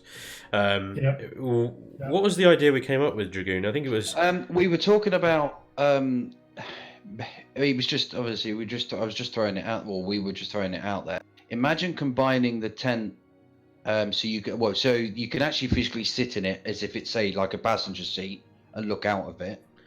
And it protects you from heat and cold and stuff. Cold and that. And then at the same time then came up the idea, what about combining the tent with the portable constructor? So when you sit in it, you can sit there and build stuff, or you can walk up to it and press it and use it normally as you would a constructor. Yeah. So we need to make a larger tent for this. Well, yeah, instead of... Okay, yeah, let's understand this. Well, you just change the model so it's got a constructor attached to the back of it. So the idea that was forming in my head is, instead of being two separate items, it would be one item you put down. Instead of being a tent or a constructor, you could call it setting up camp. Set up camp here, and it puts up a little tent. You get like a little area. I don't mean like sets up a little campfire and then we all start singing. I mean, if you're combining the constructor and the tent, why not combine the heater as well? I'd like the heater separate, actually. Keep that separate. But yeah, that was just what we were talking about. Just think, Yeah. So the general idea is we have had a few ideas around this. Even like you could revive your partners, or if you're in a team and someone get killed, you have time to revive him. This would then also be added in, and maybe in particular, or especially for the POIs, like in the question, maybe there could be a way to say you have several respawn points in the game. So problem is that I think we dropped this idea for temporary because the problem then is you need also a function or a feature that says you have made progress to some point and this is your last available spawn point. So you cannot skip that and just spawn ahead of your way and just skip the stuff or the dangers in between. So but something like this might be in discussion. So as a global topic around this respawning theme or topic or discussion. Sorry, Gizmo meowed in the mic, and now everybody's obsessed with the cat. That's good. It's good news. I think this has been. It's been a really positive Q&A session. We've sort of hit the time limit on that. I know that a lot of you guys in the chat have a lot more questions that you want to go through, but honestly, there's so many things to ask because Empyrion is so vast, because it is so ambitious, because it has so much going for it. You can ask questions about it forever and ever and ever. Sorry, mate, go on. I have just one question I just thought of. Yeah. So literally, and it's a completely out there question, as in there's been a lot of questions about adding new creatures and flora and fauna and all that sort. What about space creatures like leviathans and stuff just floating around in space that just have the same AI as a as a triceratops? It doesn't really do anything. But I think if you entered a system and there's this giant big whale-looking space creature just floating around an asteroid field, I think it'd just look amazing. It's not a cave. Yeah, absolutely. Yeah. Yes. We talked about the let's put it like content for space playfields, because before we always talked about creatures which were on planets, but I think the point where we will come to is where what we add for the space playfields, and this will be on the